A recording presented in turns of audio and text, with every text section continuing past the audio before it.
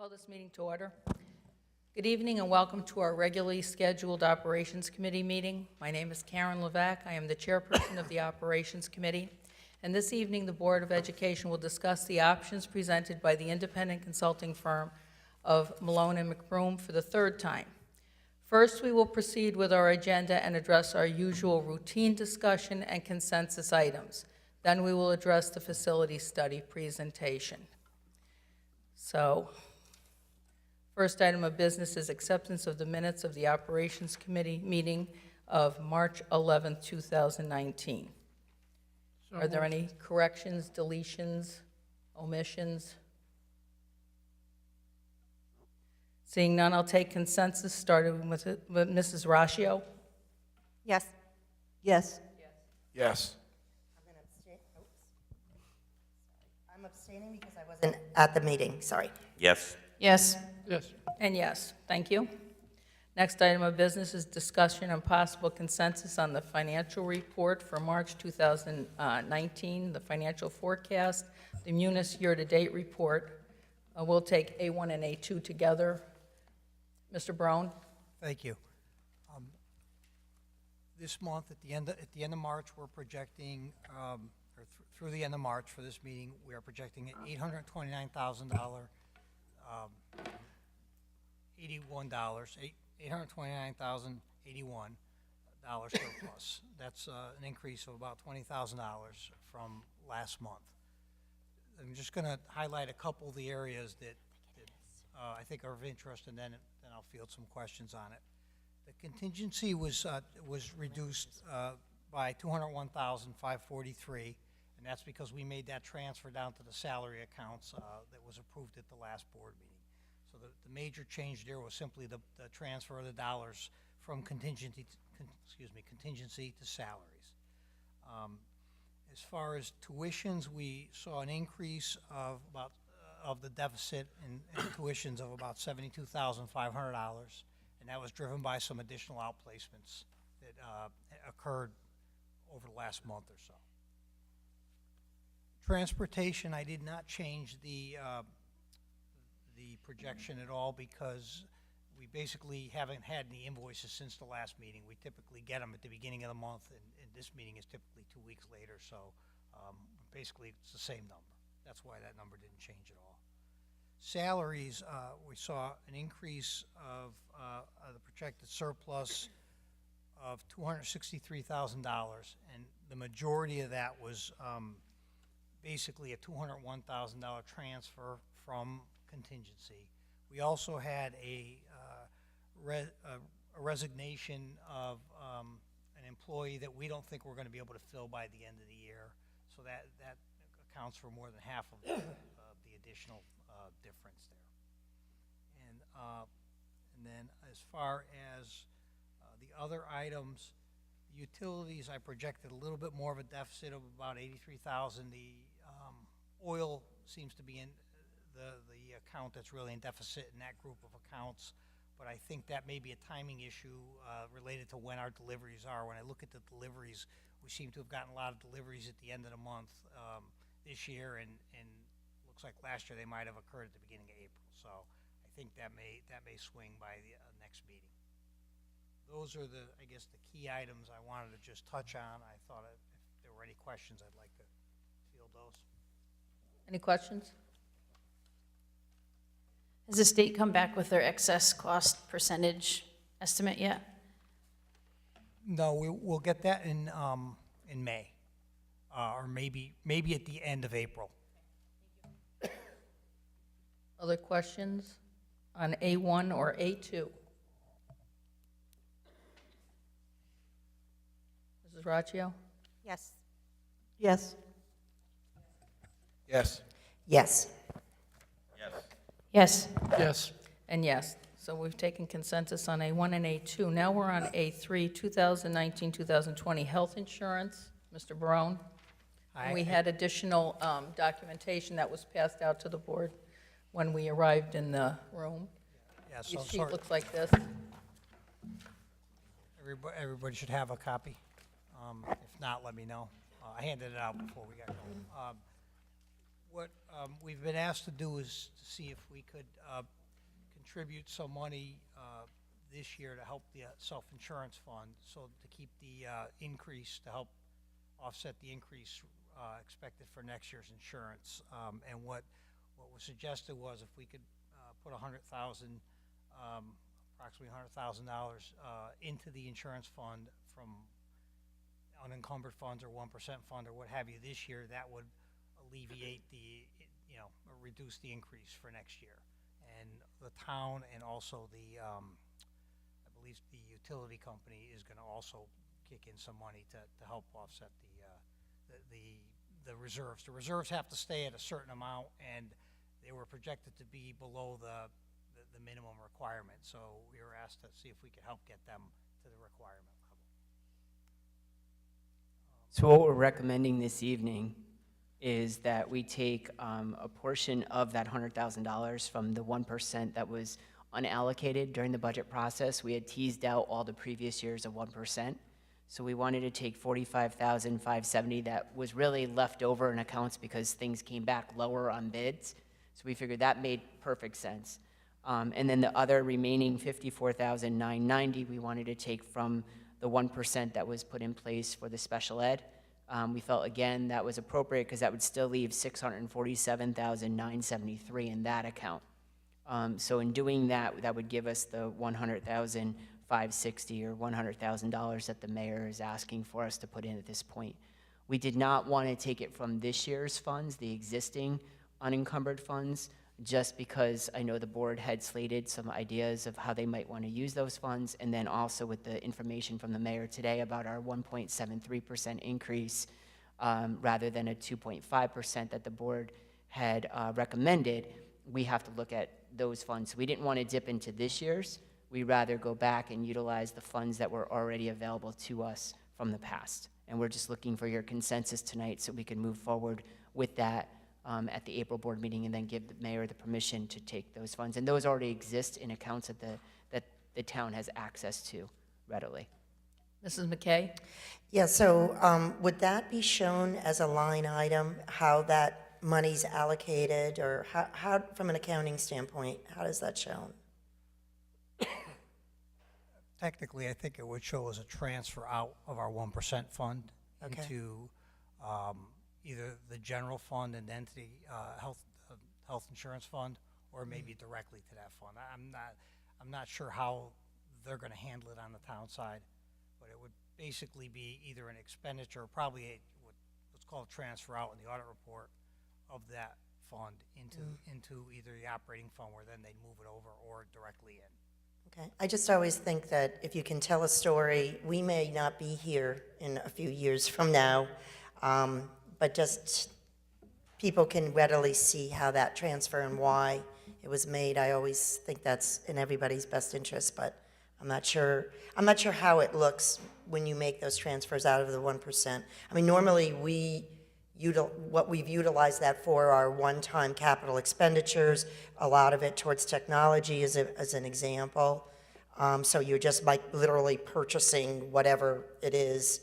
But this is a little unique in what we're doing, but I'm not sure I'm not sure, A, what I'm asking for, and B, is it realistic in terms of just always being able, anybody could pick it up and see how, why, where, when this occurred. So I think maybe on our side, we could create an object called insurance. Yeah, And show that as the expenditure. How it's going to be handled ultimately in the audit report. I understand you can't be responsible on the municipal side, but how we show it on ours, that's all I'm looking. I guess it's just something to think about, and I'm not trying to nail you to one thing, as a process, but just something to think about. And I always think about if anybody could walk in and look at it and say, why was this done? Because it's not our normal process, that somebody would be able to understand why we did this based on the request that was made from the municipal side. So again, I'm not sure it's a realistic request, or I'm not even sure request is the right word, but just I want you to think about it and see, just anybody could recognize why we did it. Mrs. Raccio? Thanks.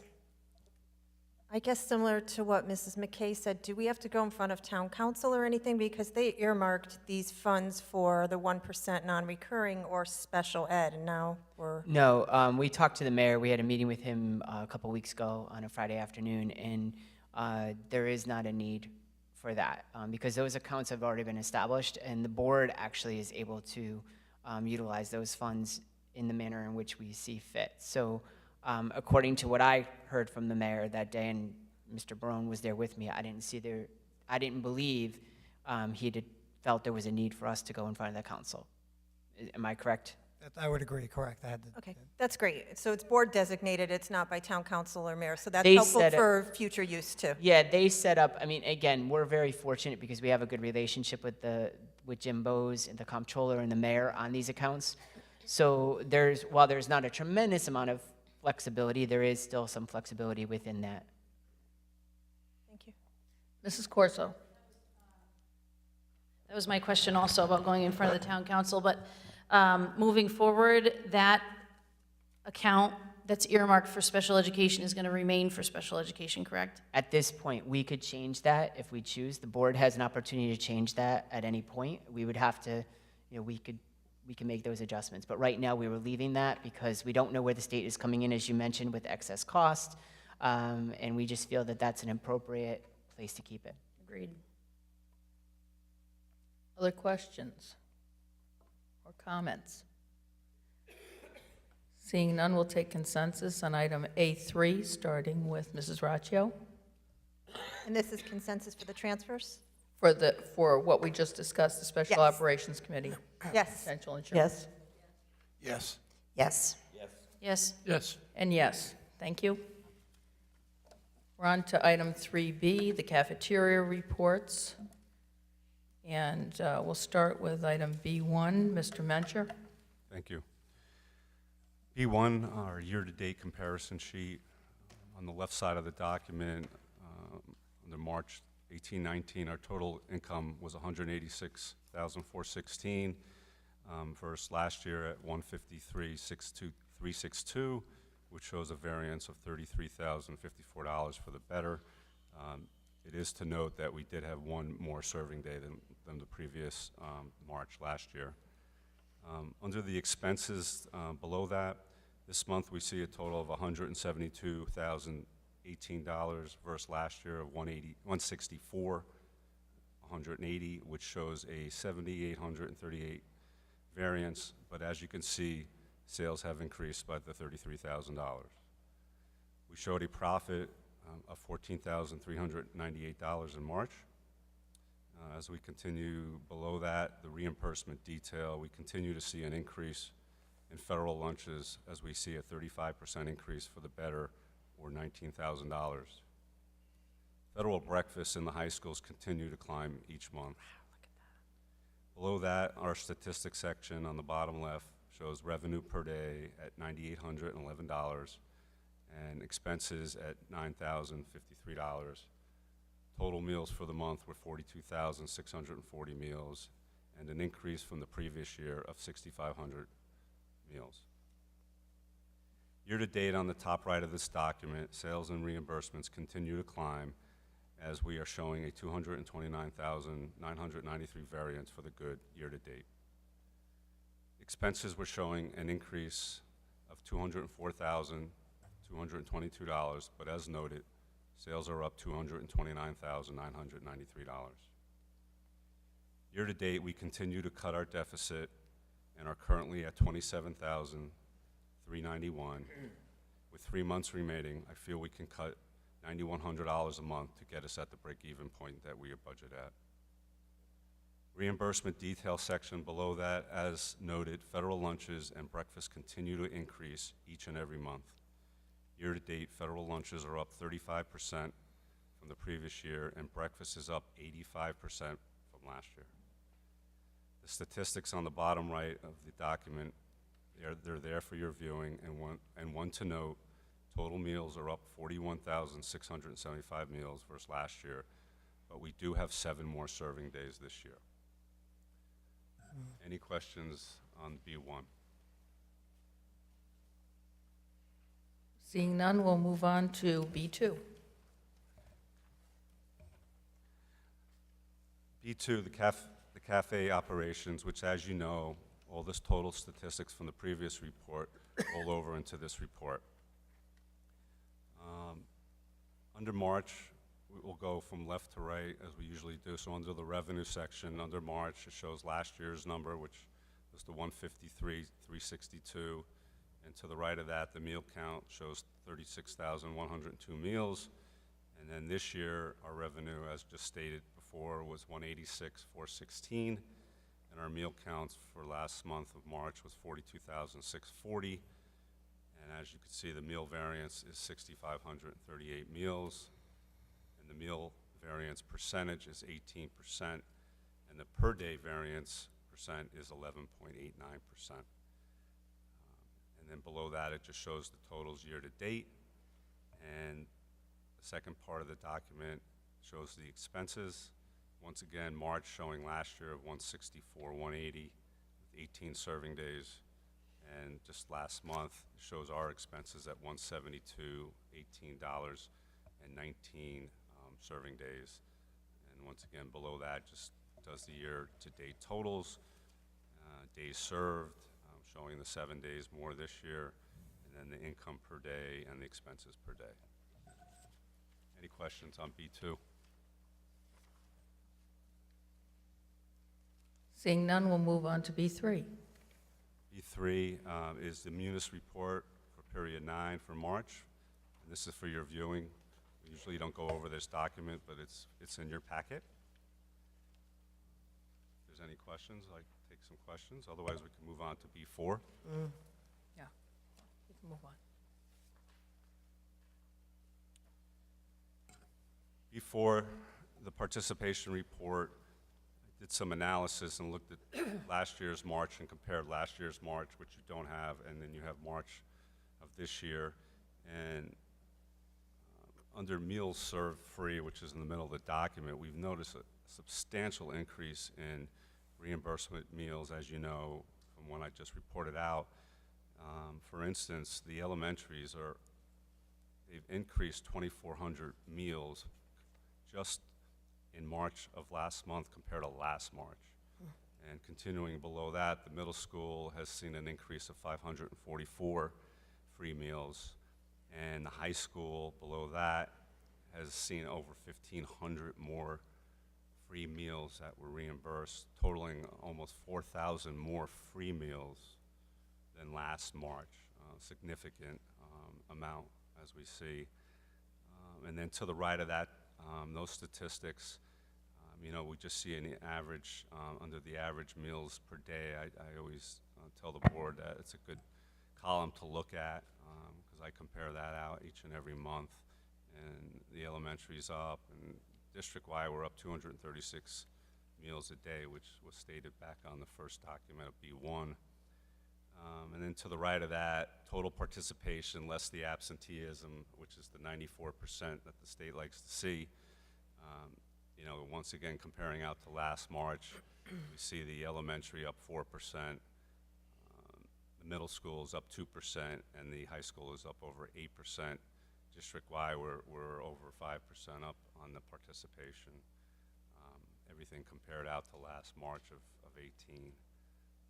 And once again, to the left of the document, we went over last operations on the eligible free statistics were on the left, and those continue to climb, but not as a significant amount that we just stated on the free meals, the actual meals. But 88 more families, like for instance, were approved for free status, and total district was about 85 more families were approved for the state benefits. Any questions on B4? Nope, we'll move on to B5. B5 is my marketing plan. The first document shows the elementary, and towards the bottom of the document, I had about 5 different things I was working on. And as you know, I reported out that the elementary junior chefs competition was in progress and was working out, and we had the actual cook-off last month. And 4 finalists were announced, and we actually had our actual cook-off at Sheehan High School with the 4 schools, and it was a very successful event, and a lot of happy students and parents, and including myself. It was very well worth it, and we look forward to doing it next year with a couple more grades involved. But this was just to remind you, it was all 5th graders only. One from each school was represented, and we had a real professional cook-off with judges, and we dressed up the students in a custom-made outfit that I made, and it's all good, a lot of fun. The other things I worked on was, as you know, we're moving forward with Pond Hill to pilot our breakfast on May 1st. We're finishing up the documents to send to the state, and we're going to do a grab-and-go service off the cafeteria line. The students are going to come in, grab a grab-and-go breakfast, and proceed to the classroom. And we're going to see how that works for the first week or two, and then meet with the principal and custodial and see if we have to fix anything or adjust anything and go from there. But we're excited to start that program. What else we did?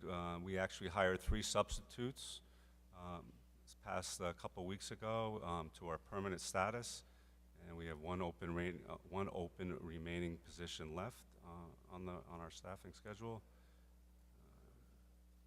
We were able to cater another breakfast connection over at Stevens. We usually do a couple, 2 to 3 of these a year, where the parents come in, and we have the principal orders a catered event and talks about breakfast and does a lot of networking in the morning with the parents, and the children come along with the parents. And I'm also working on with the Parker Farms nurse on a vegetable fruit program to educate the kids at Parker Farms on nutrition. The second document is the secondary schools, the middle and high, and just on the last line item is we just catered a Sheehan High School boys basketball dinner buffet, which was 2 years running. The coach reached out to us again because he was very pleased last year, so we just did that last week for our catering department. And the last document is the customer service. We had one incident, and it was resolved. And that's it. Does anyone have any questions? Any And also, questions? I just wanted to make a quick note, Roxanne. My staffs have been doing a great job, and it's, you know, I lead, and they do all the work. And I'm very fortunate to have a great staff to go along with everything that I do lead them with. And we're seeing some good results this year. Mrs. McKay? Yeah, so I just wanted to share this with you. I was watching on Sunday morning news, or it's a Sunday, whatever, CBS. And so this head chef from Nomo, which if you've ever heard of it, it's a restaurant in Copenhagen that has had the accolades of being the best restaurant in the world for like the last 2 years. And this head chef decided to say, I'm done with $1,800 dinners. That's what people pay to eat at this restaurant. And I'm not sure the connection to New London, Connecticut, but he went to New London, Connecticut, and his mantra and his focus is, why do we even call it school lunches? Because lunch is lunch. Like, why do we call it school lunches? So his goal is to create the best food he could possibly make for the New London school system.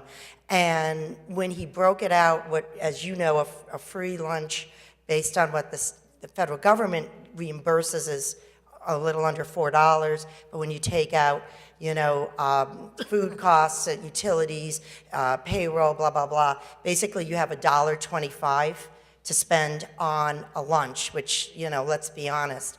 So he did kind of he got together all these famous chefs and did in New London this like throwdown, what can you make for $1.25 that would be fantastic to eat, nutritionally sound, all this. And these kids in New London are the benefactors of this man's work, and he's actually now going into the New York city school district and trying to introduce this. And so I watched it with great interest and curiosity, and to hear the testimonials from the students, they were all elementary kids, you know, their comments are precious.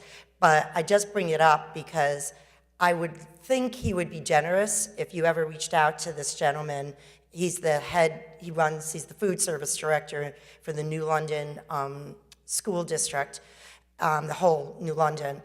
And it was just so, it was inspiring. He's a younger man. It was very inspiring to listen to what he's trying to do for lunches and lunch programs for our students and introducing them to foods and ideas that, you know, kids, you know, we all know aren't really quick to try different foods. But the fact that he did this whole throwdown with these famous chefs to say for $1.25, and the kids were the judges, and they came up and they were very articulate about what they liked and why they didn't like it, or what they liked about it. But it was blew my mind because I know this. I've never been to Copenhagen, but I've heard of this restaurant, and it is long time. Yeah, you've been there.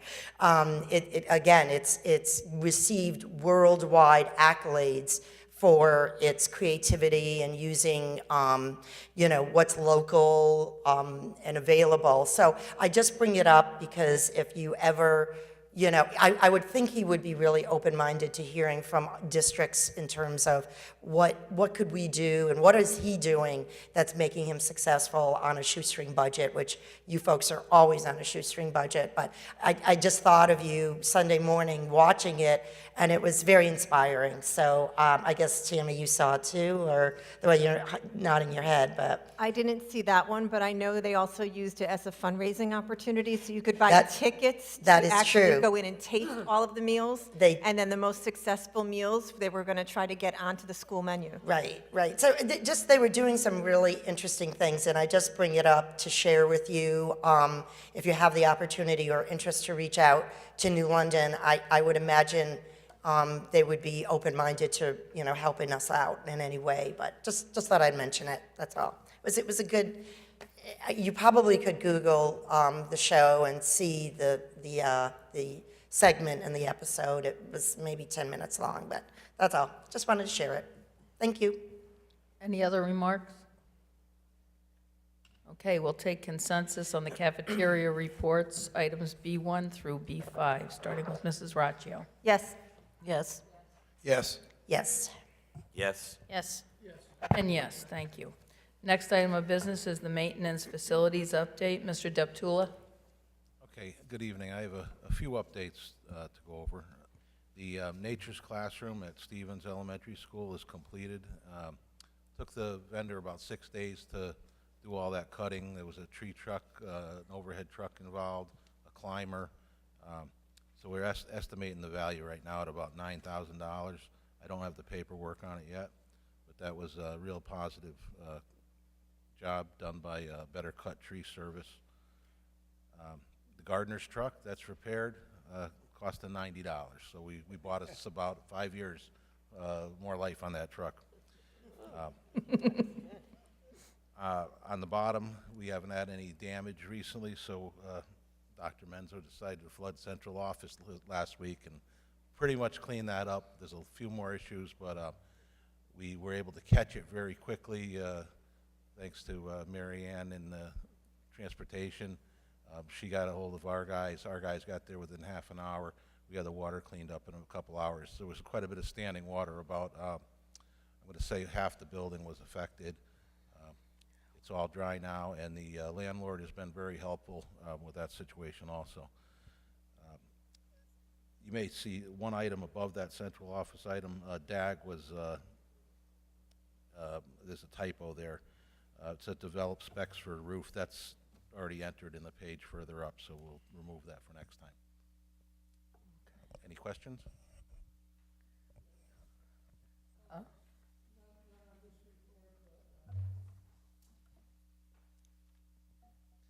Not on this report, but I do have some questions that I would like to discuss, if not tonight, at our next regular meeting concerning the condition of the athletic fields at Shan High School. Okay, we'll see if we can add that to a Get that future to the agenda. Okay. Yes, Dr. Menzo, can you make note of that, please? I'd appreciate that. And I just want to reiterate that we are very, very fortunate in our town to have $9,000 worth of donated services from Better Cut Tree Service for that. That is wonderful. Very, very appreciated. Any other questions on the maintenance facilities update? All right. Now we're to the facility study presentation. Now, before we go any further, I just want to take a moment to keep the public apprised of what has taken place to date. So far, again, going back to reiterate, the Wallingford Plan of Conservation and Development recommendation for the Board of Education was to prepare for anticipated changes in enrollment patterns and educational programming and to align school facilities with projected need. A recommended strategy to achieve this goal was to conduct a school facilities master plan. This plan would develop enrollment projections, capacity, and utilization analyses, and develop scenarios for future uses of existing school and Board of Education facilities. And this information can be found on page 59 of the Wallingford Plan of Conservation and Development if you're interested in looking it up. An independent firm, Malone and McBroom, was engaged to analyze data and trends, review the status of our middle and high school buildings, and make recommendations regarding future possible uses. The board has previously reviewed the elementary enrollment and building usage. At a meeting of the Wallingford Board of Education's Instructional Committee on November 5th, 2018, Malone and McBroom presented their initial facility studies findings. These findings delineated 6 alternatives for consideration. The alternatives were preliminary and intended to provide a general understanding of whether the underlying concepts would meet the district's educational and operational objectives. Any of the alternatives involving construction projects would need further study and planning to develop educational specifications and design, and to consider phasing and implementation. Variations on an alternative may be developed, and more specific educational, enrollment, and financial impacts can be examined. Please note that projects that would require significant construction, as well as approval by the state, most likely would take at least 5 years to plan and complete. The board asked questions which were answered by the consultants at our second meeting. Ongoing information about the facilities study has been shared with families through emails and posted to our website. Just to refresh everyone's memory, at the second meeting, the board voted to eliminate option 5 from consideration. The board voted to amend option 6 to include 1 high school and 2 middle schools, and requested the consultants to revise the financials for option 6 based on this revision. Additionally, option 1 with capital and non-capital information was reinstated as an option. This evening's presentation will focus on a discussion of the revised option 3. We will hear from the consultants regarding financial estimates based on the following 2 options. Option A, maintaining both high schools with present programming at each school, such as culinary at Lyman Hall High School and medical careers at Mark T. Sheehan High School. And option B, maintaining both high schools with identical programming, such as culinary and medical careers at both high schools. The ultimate goal of tonight's meeting is to finalize the list of options to be used in a survey to the community. The results of the survey will be shared with the mayor and the town council, with the intended outcome being the town council would support the Board of Education moving forward with a second-level, deeper dive study of the narrowed options. This process is designed to be inclusive and invites groups and individuals in our community to share their thoughts on the choices, with many voices being heard before a final decision is made. Finally, if you review the agenda, in this concept, there will be a public comment, if you so desire, after the facilities presentation. I just ask that you, if you wish to comment, you can please sign up. There are sign-up sheets up on the desk up here so that we know who's interested in addressing the board at this time after this presentation. I thank you for your patience. As we are presented with additional information this evening. So if we could have the representatives from Malone McBroom come up, please. Hi, Rebecca Auger with Mylona McBroom. And David Stein with Silver Petroselli and Associates. is there any way to dim the lights up front? There's no way to do anything? Okay. I apologize. I have a stack of copies of tonight's presentation in Cheshire. Oh, dear. I inadvertently forgot to bring them. I do have it on a thumb drive, so it can get emailed to you quickly, but I do not have paper copies tonight. So this is just a summary of where we left you in December. There is nothing new in this chart here. But these were the 6 alternatives that we left you with in December. And then we understood that you actually voted to remove 4 and 5 from consideration, and then made that alteration to alternative 6. And then you had asked for more information on alternative 3. And Dave is going to talk you through some more information on 3. Great. So what we wanted to do is just to better define the terminology of renovate as new and how that's used not only just in general construction discussions, but also how the Office of School Facilities and Grants view that and what's typically known in the grant and reimbursement process. And then what that really considers in terms of just raw construction costs. So in terms of renovate as new, the thought is that you would go into an existing facility, and in most schools in the state of Connecticut that were originally built in the 50s and 60s and added on in the 70s and the 80s and 90s, this is when this term came about, because we were beginning to study what is the threshold between renovating your existing buildings, or what is sort of that bench line that then decides that you would actually build a new building. And so the process is to really go in and evaluate and determine whether or not, one, your structure, the main building, still has a useful life of about 50 years. And in most cases, those buildings that were built in the 50s, 60s, and 70s, the structure is pretty good. It's typically limited in terms of adding second stories or third stories or building on top of it, but in terms of maintaining the existing structure, in most cases, that structure is intact and you're able to reasonably adapt that. But in terms of other building systems, your mechanical systems, your electrical systems, your roofs, those need to have a useful life of 20 years. So in doing that, you look at your existing buildings, and over time you have maintained that. You've put roofs on in both middle schools and both high schools, so you've already made that investment. You're currently in the process of replacing some of your windows at your schools, so you're already making those investments over time. And from there, the breakdown is, as you see in front of you, is usually the cost per square foot. That brings you to, you probably hear the cost of about $325 a square foot for a renovation, and that's broken down by your mechanical systems, your plumbing systems, your interior, your exterior, and then really the variables is your site improvement, because every site is obviously different, and the hazardous materials that are in that varies per project and usually based on the generation of when those original buildings were built and when they were renovated over time. The state does cap at about $425, $450 a square foot, but that also would include whether there's site acquisition or other soft costs and bonding as the threshold that says that's when you would build new.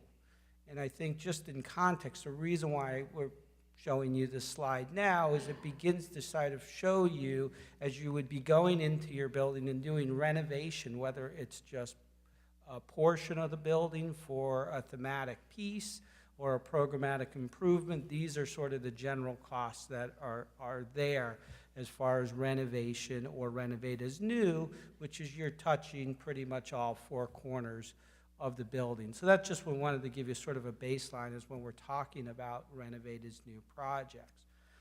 In terms of the follow-up and takeaway from when we last met, the question of alternative 3 is, can that be developed in terms of the pathways that going into the middle school and high school? In terms of the option 3 was, do we look at fully renovating all 4, 2 of the middle schools, 2 of the high schools, in terms of equal thematic programs in the technology piece? And that's what we started looking at. Or can we look at segmented programming that can be expanded and adapted and improved on your programming within the building that you already have? And this possibly could be renovations within the existing walls. This could be possible small additions and renovations to improve those programs. And that's really what option 3 and 3A is about. So that original alternative, as you see, shows those themes between each. DAG and Lyman Hall would be renovated as new and designated as a STEM, agri-science, manufacturing, construction, business, law, entrepreneurism, and themes. I think any of the schools could be adapted in that way in terms of further study, but this is the way that was broken down. And then Moran and Sheehan be more focused in on the arts, AV, technology, communication, medical, and so forth. That was part of the original alternative of this. The point that should be made, that even with this concept, the abilities can be adapted in any way based on that renovation piece that we showed you. That this all could be further developed as you begin to look at the programming piece of it. So part of that original piece, we broke down the cost per square foot, and then began to, in the math that you see, or the columns that you see there, shows that full renovation to the entire building. And the themes could be adjusted, again, accordingly based on that renovation.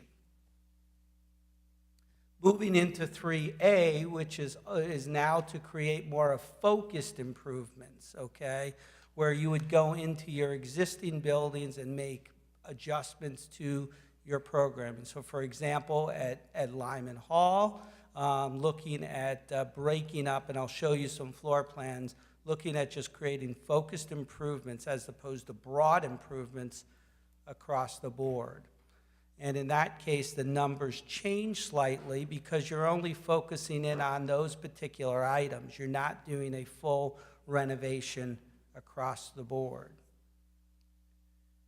These are some floor plans that show, this is Lyman Hall specifically, and what you begin to see sort of on the shaded area to the top left of the screen, and just to give everybody an orientation, and even for the public, you could see the auditorium that's sort of positioned right in the middle of the school. That gives you sort of the orientation of the building.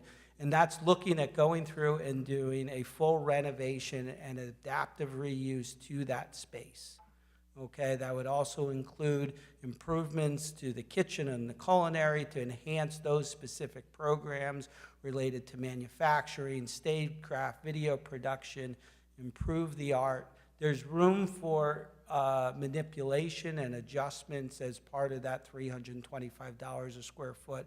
Renovate as new, that you could go in and do improvements to that program as opposed to the entire building full renovation. And then over at Sheehan, the same. You see the areas that are post-shade in terms of improvement to the medical classrooms, looking at improving the robotics and the manufacturing, the welding, those CAD departments, family and consumer science.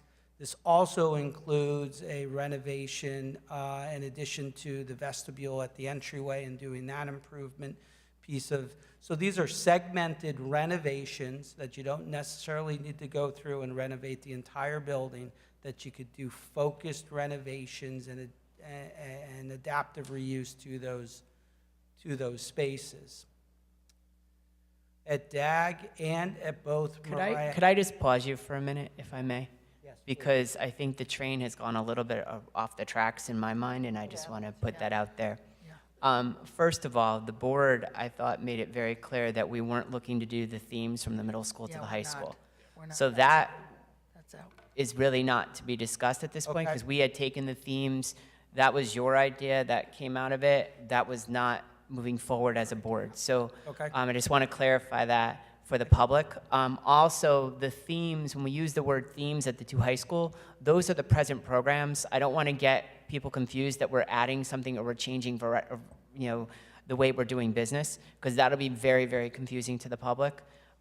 So those are the existing present CTE classes that we have at Lyman Hall and at Sheehan High School. Those aren't different, they're just gonna be enhanced, to your point. I don't mean to, I just know the audience, and I just wanna make sure that we're not sending a mixed message or the wrong message, because I think the themed comments when we first had presented this, that caused a lot of consternation on the part of people, and I don't wanna continue that because that was not the druthers of the board to move in that direction. The other thing is that, and I'm sure you're getting there, or at least I hope you are, is the fact that the idea for the board was to renovate to new the buildings and also do these enhancements. Yeah.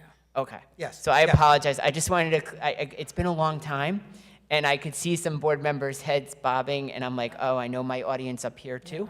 And I just wanted to clarify that as well. So I apologize, but I just wanted to. Thank you for making that clarification, and that's very helpful in sort of going forward in terms of what we are presenting. So thank you, Dr. Menzo.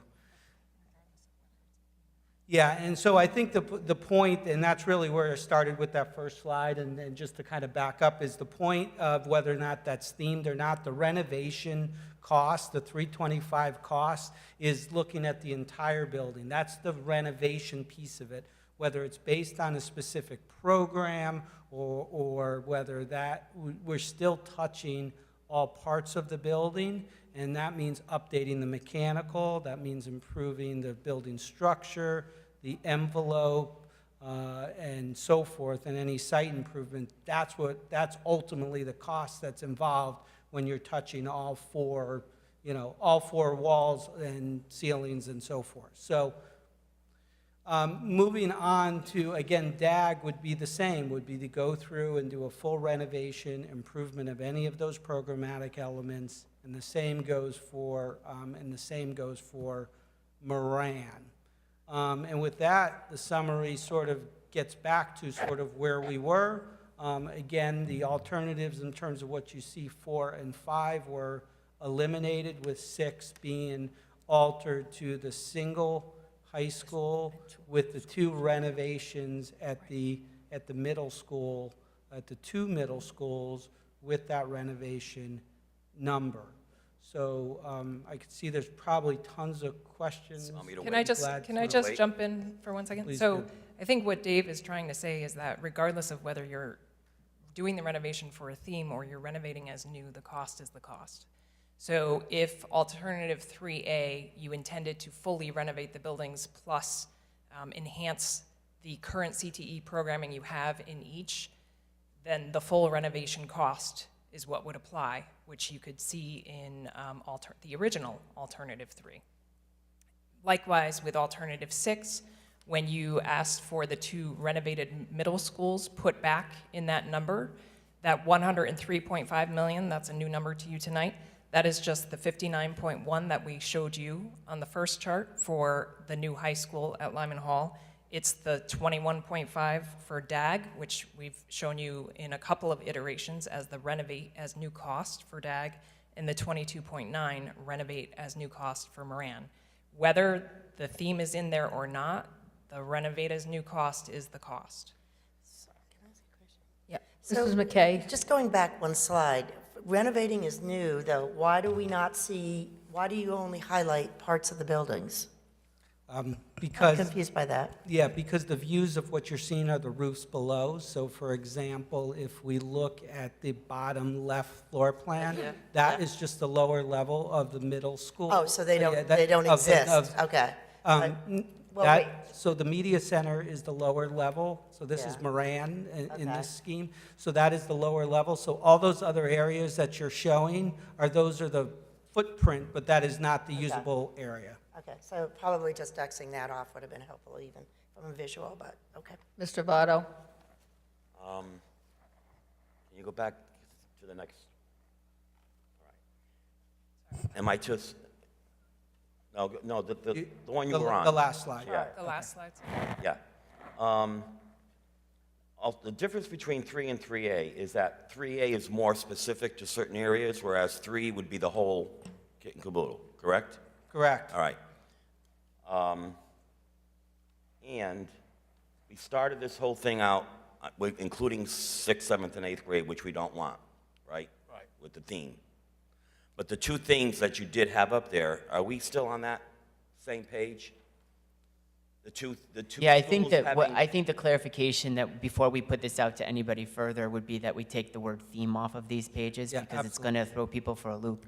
I think the key thing, though, that Mr. Stein started with first of all and first and foremost was that $325 a square foot is to renovate to new any space. Right. So the reality is that if you take the square footage of Moran, multiply it times 325, that would be the total cost to renovate that building to new. Right. Take the square footage of DAG, multiply it times 325.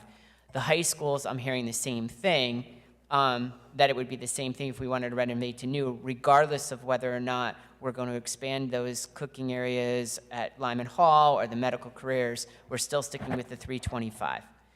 Now, the question that, I'll stop there before I have another question. Okay, But Mr. I don't want I to make have sure a- that Mr. Votto, did that help you or not help No, you? because- Okay, sorry.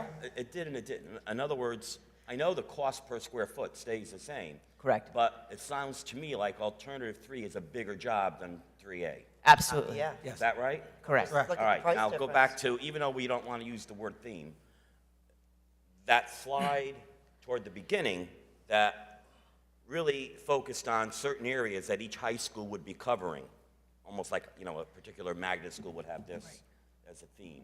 It is a theme. Yep. But It's the career clusters is that that still, are right, dictated. the cluster, is that still going to be in effect with this? Or is Well, I that- think with was option, that an error? the way I read this is option 3 would include the enhancement of those areas plus the renovation to new the whole building.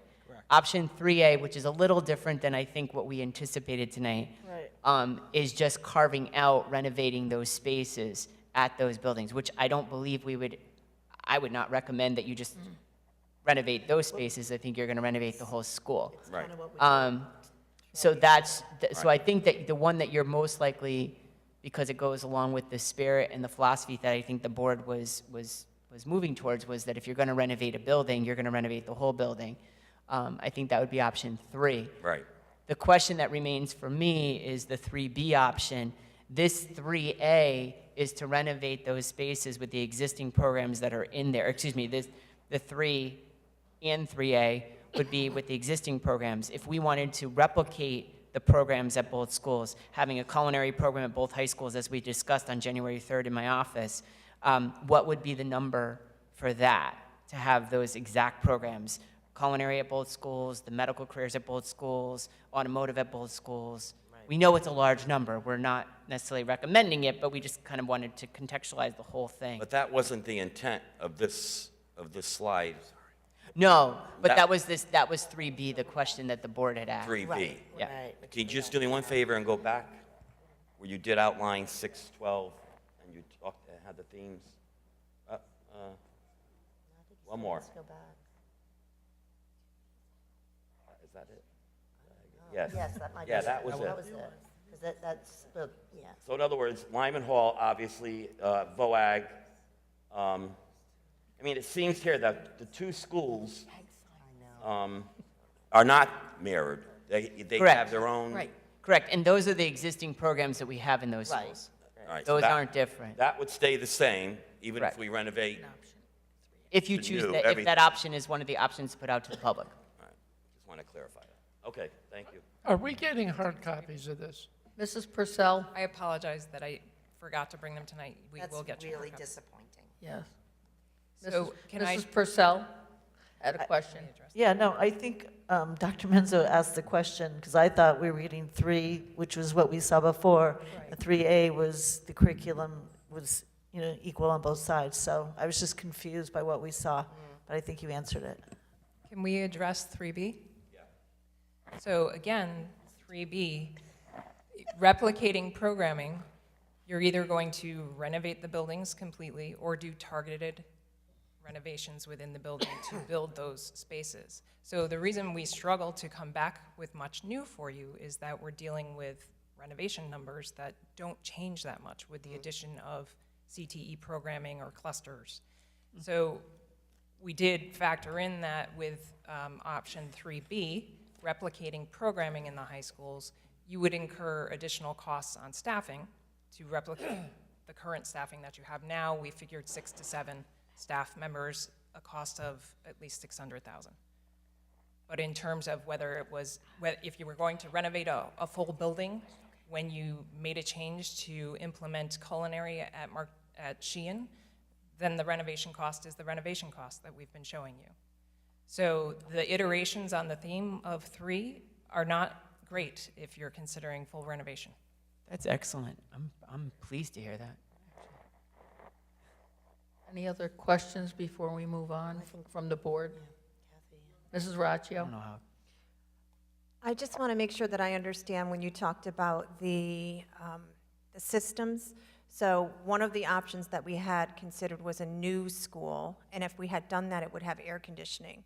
So do 3 and 3A also take into consideration in putting air conditioning throughout the entire school for both high schools and both middle schools? It would be, I think there would need to be a further study in terms of the detailing of how much can be done. Within that renovate is new, it's renovating what you have. That's not necessarily air conditioning. The full piece of the school, it's what you have. You may be able to expand portions of that. But what we're really talking about in the renovation number is updating the systems that you have. There can be that's a no. expansion. So new boilers, for example, maybe there's some ventilation, but the new piece is new, and if you were building a brand-new school, you would be putting air conditioning in. So there's limits when you are doing renovate, it's really like new, that you're limited on the air conditioning because you just don't have the space. So you work with what you have, and so the 325 does not include a full new HVAC system of air conditioning, but it would include the full boiler plant and those replacement of those systems. Mrs. Corso? 2 questions. When you're talking about renovating both high schools as new, and say we're adding culinary at Sheehan, we're adding auto shop at Sheehan, things like that, are we adding space to accommodate those? And is that included in this estimate? Yeah, so here's where the next step begins to shake out the full square footage of that. The state limits the square footage of your building based on your population and what your projection will be. Okay, so when you begin to develop the program, you're going to make the decision on how large your building can be. In context of what we're looking at, we're working within the framework of your existing population and your existing footprint. We are showing some minor additions and renovations to increase the square footage, but we know that the tug is going to be how big can the building be to meet those programs, and then you need to decide how big can we make this building within our framework. At this point, it's too early to be able to design every piece of it, but knowing based on your square footage and your declining enrollment, it's going to be a challenge to increase the square footage. So what we're showing is renovating within the spaces that you currently have. Thank you. And my other question, looking at the middle schools, when you're talking about renovating the middle schools as new, I look at the classroom sizes in the old building and the square footage is really low. Are you looking to increase those? Yes, yes. And decrease the amount of classrooms available? I think we're going to look at finding all the square footage that you could find within that building to make it work within the 4 walls that you have. That's the goal of what we're showing, is to be able to find the most efficient program to increase. There may be some classrooms that need to be larger. There may be some that are smaller. And you may recall discussions that we had early on in the first meeting about flexible classrooms and adapted changes. Those are the things that need to be done. It's not shown here because we're looking at big picture items, But absolutely, those items are gonna need to be fully renovated. And what that may mean is some walls are shifted to make classrooms larger. There may be other spaces that are changed. Media center, for example, may change because the concept of that is revising. So within the Renovate is New, you have the ability to now tailor a program to that future school model. Oh, one more. How often does that estimate of $325 a square foot change? Every year. So last year, for example? We see construction costs elevated at 3% a year, compounded every year going forward. Thank you. We're giving you sort of an average on buildings of this type that's showing you of Renovated new projects of this scale. Yes. Thank you. Other, Mrs. Purcell? I don't know if I'm jumping ahead of what you're showing us, but are you going to talk about how we were using DAG, if you did the one school, high school, how we were going to use DAG for the bus loop, and now you won't have DAG because we're going to have 2 middle schools, and are we getting into that later? So we answered that the last time we were with you, that it would be tight. We would have some concerns about that. Thought it could be done physically on the site. You would definitely have to adjust bell times to be able to accommodate that. And then what about, like, if you had one high school and it was at Lyman, what happens to Sheehan? Did we discuss that too? We didn't get any direction from you on that. So we assumed it was unknown. Any other questions from the board at this time? Okay, perhaps we can move on. Really, we're just here for discussion tonight because, again, we were struggling to find new information to present to you with the variations on the theme that you wanted. So we're here to have more discussion. Mm-hmm.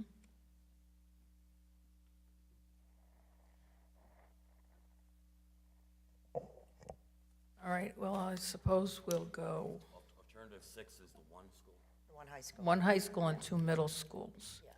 Did we get the financials? Is that still remaining the same on that financial So it's cost? 103.5 million. That reflects the 59.1 you saw previously. Excuse me. It reflects the costs for that new high school at Lyman Hall, and then the renovate is new of both DAG and Moran.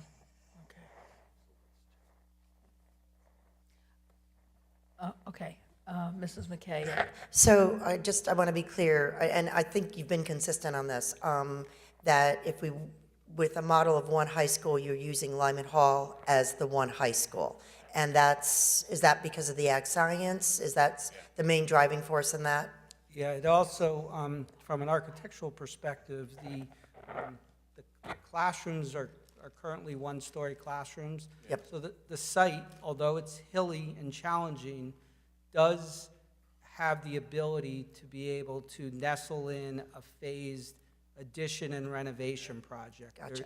There's more room on that site to be Yep. able to stage construction. We also saw the connection, although there needs to be a lot of thought and design in how the middle school, DAG and Lyman are connected, but there's possibilities to do that where you don't have that at Sheehan. You are really limited by parking, the field, and the topography. In that case, the topography is very aggressive in the front of Right. the school, and to try to structure additions there are problematic. So Lyman also has 2 entryways, so that is extremely helpful in terms of segregating site circulation. So just those elements led us to recommending Lyman as being a better candidate than Sheehan as a single high school. And so one other question, and I don't know if this is premature, but how do you see, logistically, let's just say, well, even if whether you had 2 high schools or 1 high school, I mean, 1 high school gives you a swing space, I guess, technically at Sheehan, but how does it play out in terms of renovating the 2 middle schools? And you know, how does that work? Forget the high schools for a second. Let's just even, because I think you've heard from the board that we're interested in keeping 2 middle schools. So how does that work in terms of renovation? And yet still keep your doors open, I guess is what I'm trying to ask. Yeah, so any of the Renovate is New scenarios, regardless of the school, Right. would need to be phased, most likely in a dozen or more mini phases of work. And with that, there may need to be an enabling phase that allows you to shift classroom spaces around, whether those are temporary. In some cases, temporary classrooms are brought in as portables just for that phase, and you begin to sort of work yourself around the school in an organized way. I mean, I don't think that's very unusual in today's, you could probably name a lot of schools or communities, I should say, that are renovating existing schools that, you know, you figure out a workaround of some sort to accommodate, you know, keeping your doors open, but yet, you know, and obviously you utilize the summertime as your most critical, aggressively renovating times, I would imagine. So it's also often that there could be dividers down the hallway. And Yeah. construction is on one side. Right. And classes are taken on the other. And that is common in communities throughout the state, yes. Thanks. Okay, Dr. Menzo? Is that factored into the 325 a square foot, or is that above that? That's part of the 325 Okay, square just wanted, foot. I thought you had answered that once before, but Yes. I know that might be a question Yes. that comes up. And just to point out the things that vary within that is how many phases you are able to do. So further investigation needs to be determined, because costs will go up if you're doing this in 20 phases versus 10 phases. So, but you would need to tackle it one step at a time. Mrs. Corso? This question, I think, is for Dr. Menzo. Can you explain again the commitment to ag science in terms of what we owe the state or what our contract is with the state? So, like, if ag science was to operate as maybe like a satellite school, it can't do that? No, it could. It could. Yeah, ag science, we just have to keep the building open for 20 years. This, just ag science? Ag science. Thank you. We are into it 9 years, I believe. I believe so. I can confirm that and get that to you for Friday's memo. Mrs. McKay? Yeah, so I want to piggyback on Aaron, your point. So I guess in a way, as a satellite school, you could, in theory, I appreciate all the comments why Lyman Hall makes more sense than Sheehan if you were going to one high school. That makes perfect sense. But you could potentially, if the desire was, for some reason, to keep Sheehan as the primary, you could treat the ag science program as a satellite and bus kids over. I guess is that what you were thinking in terms of options? Yes, that, or if we were just, I mean, I don't want to add another option to the mix, but if we were looking at one Brand new high school, Right. not at Sheehan, not at Lyman Right. Hall, what we would do with that ag science piece. Yeah, and I've been approached by a lot of, as you can imagine, we've been discussing this since November, so a lot of people have stopped me at sporting events and other events and said, well, why don't you just build a brand-new school? We talked about the fact that this study had been conducted and there's really not land that we own, at least as a town. But in that case, the obvious idea, which again, I think Ms. Corso was bringing up, the good idea is that if that were to be the reality, which again, it's not an option, then you could do it, you could use still the ag science as a satellite without a problem. But again, I think we heard from the consultants is that in looking at the present land that the town has, there isn't a piece of land that would allow us to do so. Mrs. Castelli? I just want to clarify that on number 6. I want to clarify my understanding. Number 6 would be a brand-new high school, right? It wouldn't be, because it doesn't say renovating. It would be Lyman Hall would be Renovated. Correct. So there's no new high school in this mix anywhere. Okay. I do have a question. I recall when we were adding on the VOAG addition that there were a number of areas on that property at Lyman Hall that were wetlands. Where you're contemplating adding on or what have you looked into that? Because there were a lot of issues with wetlands there. Yes, our landscape architecture group went out and walked the site. We didn't field delineate any wetlands, but we did identify wetland areas, and we're staying away from them. Okay, So within that plan, the structured additions were within the proper of where your existing academic wings are currently located. So we're outside that buffer of built area from the wetlands. The area that is probably the most sensitive is going to be would be the connection between DAG and Lyman Hall, and that's when you sort of nestle through, as call it, the wooded areas that are positioned between there. So in terms of a land development project, there's a lot of work that needs to be thought of within that concept, but we did look at that as part of the site plan that was presented earlier, yes. okay. Other question, Dr. Renzo? I was just going to ask for the audience's benefit and also for those potentially going to watch this later at home, could you just go through one more time very methodically? Option 1, what does it include? What buildings get renovated? To what extent? Option 2, 3, just leave out 4 and 5 because we got rid Sure. of them. Will do, thank you.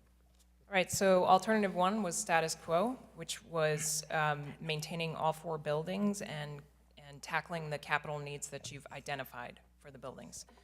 So if I could add on to that, so you have already developed a 5-year capital plan, and even since I'm sure we met, that has continued to grow, and even with your presentation that I saw earlier, as you're looking at improvements, and there's some big projects that were done even within that, such as the renovation to the auditoriums, which has just recently been completed, and on that list is you're doing window replacements, and that's $4.5 million that you're spending on capital improvement projects.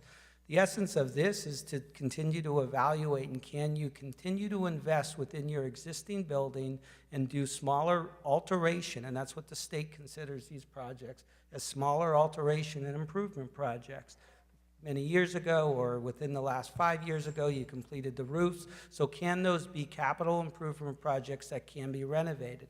The point that I want to make too is if you are doing just even smaller segmented improvements, that 325 number kind of gives you a sense of if we went in and renovated a wing, that's about what we would be budgeting for. So number 1 is looking at what you currently have and doing capital improvement projects, alteration projects going forward.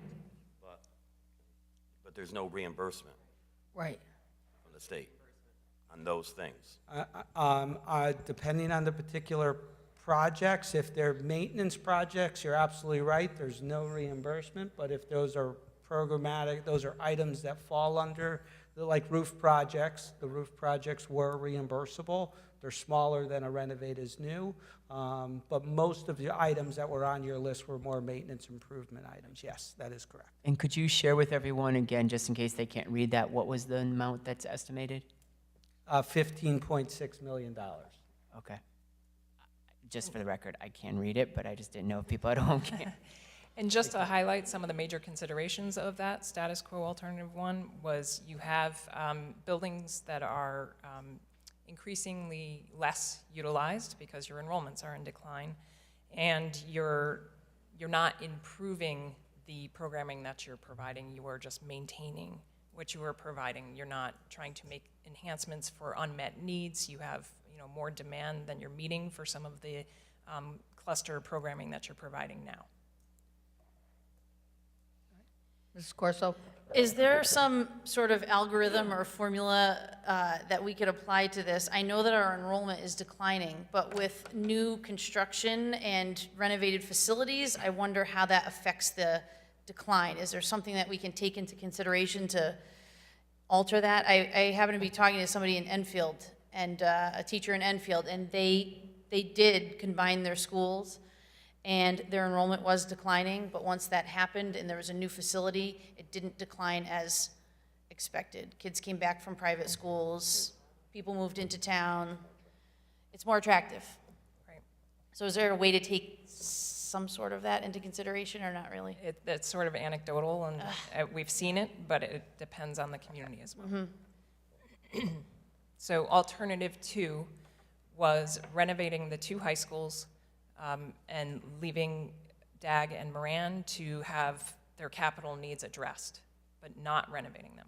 Right, and in terms of renovation, that would be a structured renovation. You would tackle just specific elements within those buildings that need improvement, but also keeping others that you wouldn't fully renovate. So this one provides you with improvements to the program elements, improve some of the mechanical systems, but you don't necessarily touch every part of the building and fully renovate that. Just the high schools, correct. They were, Needs. capital needs are addressed, only capital needs. And the cost, estimated cost for that was, 77.7 million. in case people can't read the fine print. And again, and this is in, a lot of this is already in existing presentations that are online. Again, the considerations here were being able to improve the educational programming at the high schools. Alternative 3 was renovating all 4 buildings. And you would be improving your educational programming in the high schools under those renovations. The total cost was $117.2 million. There were anticipated to be some additional costs for transportation that may not apply if you're not going a themed necessarily route. But if you are filling out programming at the high schools and enhancing and growing some of your cluster programming that you provide now, you would likely increase your transportation costs. The considerations here, that your buildings would all be more appropriately sized for the enrollment you're serving. You'd improve your educational programming. You would have some transportation impacts, and the comment was management of enrollment. If you are building out programming in the high schools, how are you going to accommodate students attending from the other side of town? Alternative 3A, as we presented it, was targeted improvements to the high schools specifically to enhance programming rather than renovating the entire buildings. But also we maintained in there renovating the middle schools as new. So 3A is 2 renovated middle schools and targeted improvements at the high schools for a cost of $54.8 million. Again, improving educational programming at the high schools primarily. Mrs. McKay has Can a I just question. ask a quick question? I just need to clarify the difference, one difference you've highlighted between 3 and 3A, estimated impact to operational costs. Why, could you explain that? Why that one shows an increase of 525 to 900,000? Because in that one, it was assumed that the middle schools were also themed. So it was going to be a lot more of a transportation impact in that you might be busing kids from 6th grade across town now. We should have a transportation impact on 3A as well, assuming that you are developing programming in the 2 high schools, you are likely busing more high schoolers from one side of town to the other, but we didn't So wait, I want to make sure I understood. You're saying that really that additional 525 to 900,000 is busing? primarily, that's- as well as some additional staff costs, because you would be in 3, the original 3, it was assuming themed programming at the middle schools, so there would be staff development, specialized staff. Okay, so it's transportation and staff development. Correct. Thank you. 54.8 million. 54.8 million for 3A.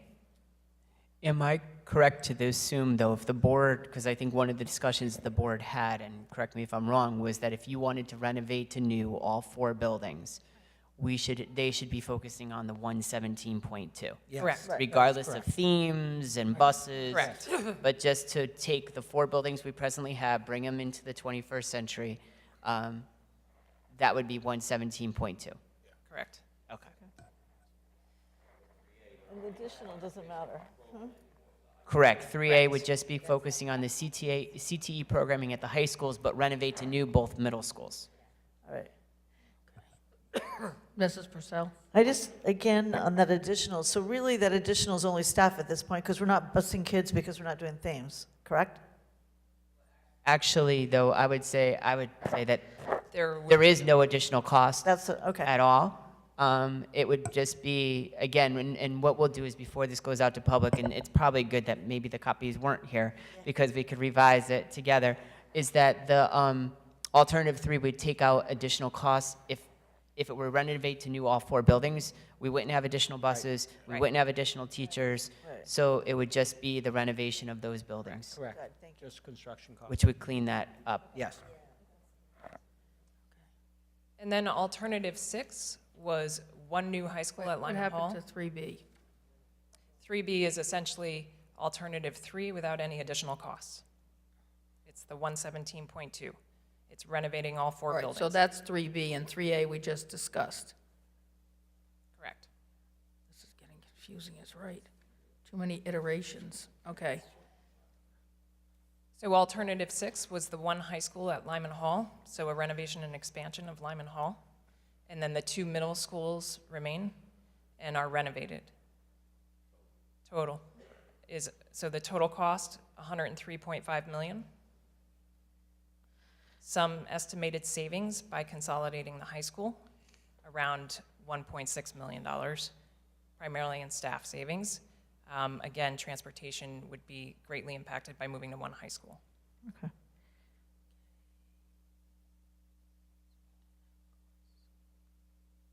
Mrs. Purcell? All right, so that changed from, we were about 59 million to 103 million because the 2 middle schools? Correct. Okay, thank you. Mr. Votto? I just wanted to bring us back to the last time we met. When we were talking about Lyman Hall, if it were to become one school, I believe you said one of the advantages is that, I think one of the things in the project was building a 3-story brand-new building on the property somewhere for classrooms. And if that were to be done as one of the first things, that would create swing space, correct? Correct. So that when the rest of the school is ready to be renovated, the students can move into the 3-story part of the new 3-story part. Correct. So that would provide us with an advantage as far as swing space is concerned. Correct. Yes, you, as opposed to bringing in temporary classrooms. No, but not while it's being built. Why couldn't you use Sheehan as a swing space if you went to one high school at Lyman Hall? Not when you're renovating, though. Dr. Menzo? The kids will still need to be at Sheehan. I just want to bring everybody back to the potential, which is, I think we've discussed, we believe it's potentially overstated the savings on staffing because the fact is that that was a raw number divided by 25 or 26. That's not the way our little cherubs, our students factor out. And also the Board of Education has a decision, ultimate decision as to class size. And so I would say that Yeah. I want to just make it very clear that I don't want to overstate savings, and this is not about savings or about staffing. It's about what's the future for the school system. And I just get very cautious with that number because I think that is not necessarily, I think, yes, you could sit down, and I know when we look at ed specs, you have to do it in a certain way, but when reality is, when we're doing class sectioning just this afternoon, they don't fall out. Sometimes you do have an outlier of a 14 or a 15 or an 18. So those staff members, they're still there. So I don't want to alarm unnecessarily because and I know that's not what you're trying to do, so don't get me wrong. No. But I just think that the public sometimes, it could be very concerning, but I don't think that's I know that's not been our philosophy.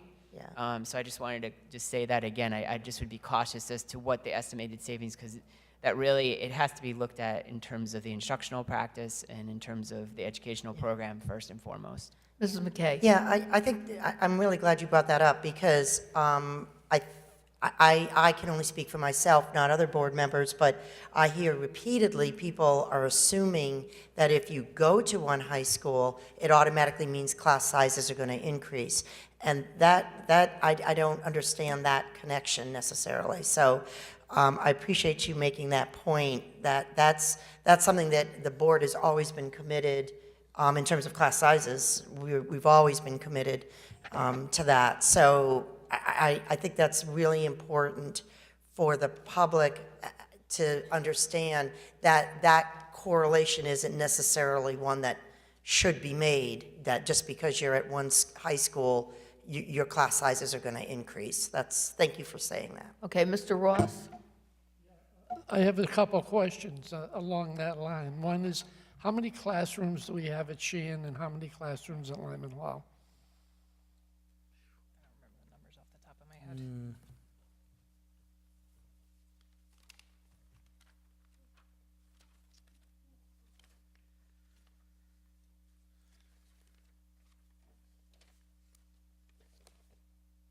Mr. Ross, we'd have to get back to you, because I don't have a Yeah, spread. I have We it. don't have a, you have? do you have Total, that? Okay. total full-size classrooms at Lyman Hall, 82. Total full-size classrooms at Sheen, 61. So if we close one high school, we'd lose 61 classrooms. We'd have to gain 61 of them at Lyman Hall. That's first my comment, not a question. Also, I think we're oversimplifying the fact that if we go to one school and it's Lyman Hall, and we build that three-story addition, that it's not going to be as easy as I think we're being led to believe, to integrate the classes into that new building while we're renovating the old buildings. How many classrooms are we anticipating in the new three-story building? It wouldn't be, we wouldn't replicate, because there is some duplicity within both programs. So we wouldn't have the total number there. That would need to be played out. Again, this goes back to the programming step that's next, to determine exactly what that program would be and how that's structured. So it's hard for me to answer that question now because it's premature. You're not in the programming stage. The goal would be to really find the most efficient design.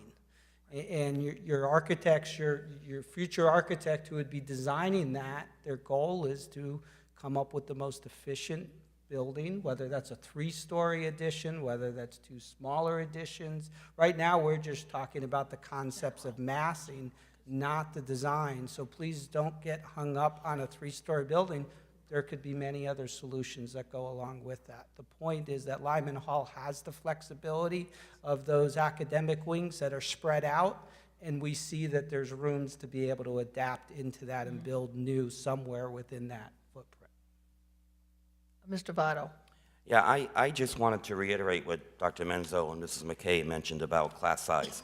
I really don't want people to, I feel I don't want people to get hung up on that, because I really believe, and I think the public realizes the board has always put students first, and that's most important to us. And that's something we're very, make ourselves very cognizant of. As you can see with our elementary level too, you know, we stick to the guidelines, and we have made tremendous efforts in the high school to do the same thing. But having said that, Dr. Menzo, let me ask a question. Everybody's, people who, I'm not advocating one or the other, I'm just trying to get my facts. You know, some people are saying if we go to one high school, we're not going to be able to provide this sport or that because there'll be too many kids. But on the flip side, aren't there issues that could develop if you keep two high schools and our numbers are going down? Might there be some courses that will not be able to be at both high schools because the numbers are going down? I'm not sure if I'm making myself clear. I think I know what you're saying, is that right now, for example, I think the area, and we just talked about this today actually at central office with our administrators, in the area, say for example with world language. Right now we offer at Sheehan and Lyman Hall Spanish and French and Italian. At Sheehan we offer German, and at Lyman Hall we offer Latin. As we look at numbers of certain languages, and we're not unique necessarily, certain languages don't necessarily have the enrollment, and trying to potentially have the enrollment be able to be sustaining programs at both high schools might become more and more difficult. So over the next, say, 2 to 3 years, because we'd have to give time, we might have to consider not having the full complement of the core 3 languages, with the exception of German and Latin, at both high schools. Again, not unique to Wallingford, not anything other than the fact that that's just the way things have changed. So we might have to look to change that. Because it's very difficult. And, you know, again, we don't like to run classes with 4 students or 6 students. That's really not something that we or really most comprehensive high schools can afford to do.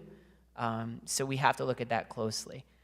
I'd say that that's the area that is probably the one that, and again, it's timely that you mention this because we just literally were looking at this today. That's the area that has the most focus. I think some of the CTE classes, it kind of ebbs and flows, but I think that we're doing well there. I think our enrollment, because our staff in our CTE departments have really worked very hard and continue to work very, very hard in cultivating their program. We've seen some upticks in those areas in terms of some enrollment. So I think world languages are probably the area, and again, I doubt we're alone on that one.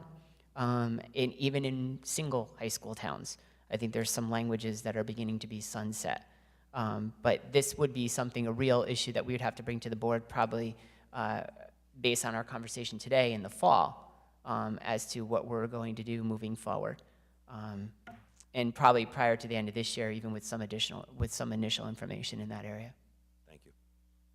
All right, so just to bring it back, these alternatives are preliminary to present a general understanding.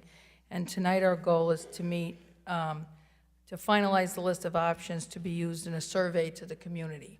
So that's where we are now. So with that in mind, before we take a final consensus on where we're going, I'd like to hear some input from the public. I just need the sign-up sheets to be brought up to me so that I can see who's signed up. There have been some people came in late. If you want to speak, you need to All sign right. up. Mrs. Lick? I think that's it. Yeah. So, Mrs. Levesque, can I make a comment before the public yes, starts? go ahead, Mrs. Raccio. First of all, I'd like to commend the students for the presentations that they've given us today. They were very well done. The comments in them are great, and as a person who likes the data, I will go through all of them. There's one thing that I did read in the back of one of these presentations, and if students could come up to speak, if they could address this and give me a little bit more clarity, I would appreciate it. The last paragraph says, a majority of the students feel as though they know on the topic what the topic amounts to little to none, and they would welcome more knowledge to be presented to them.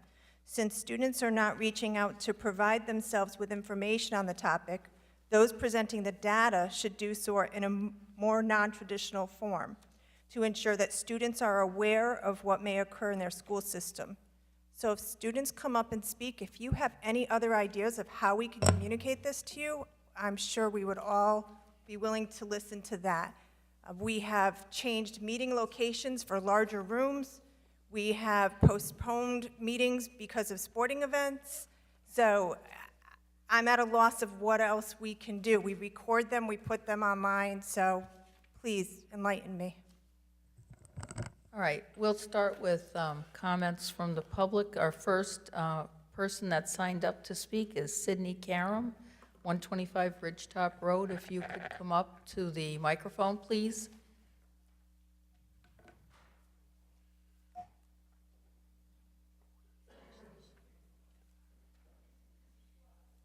Yeah, we have, yes, for tonight's presentation, because the camera will have difficulty seeing you if you're not at that microphone.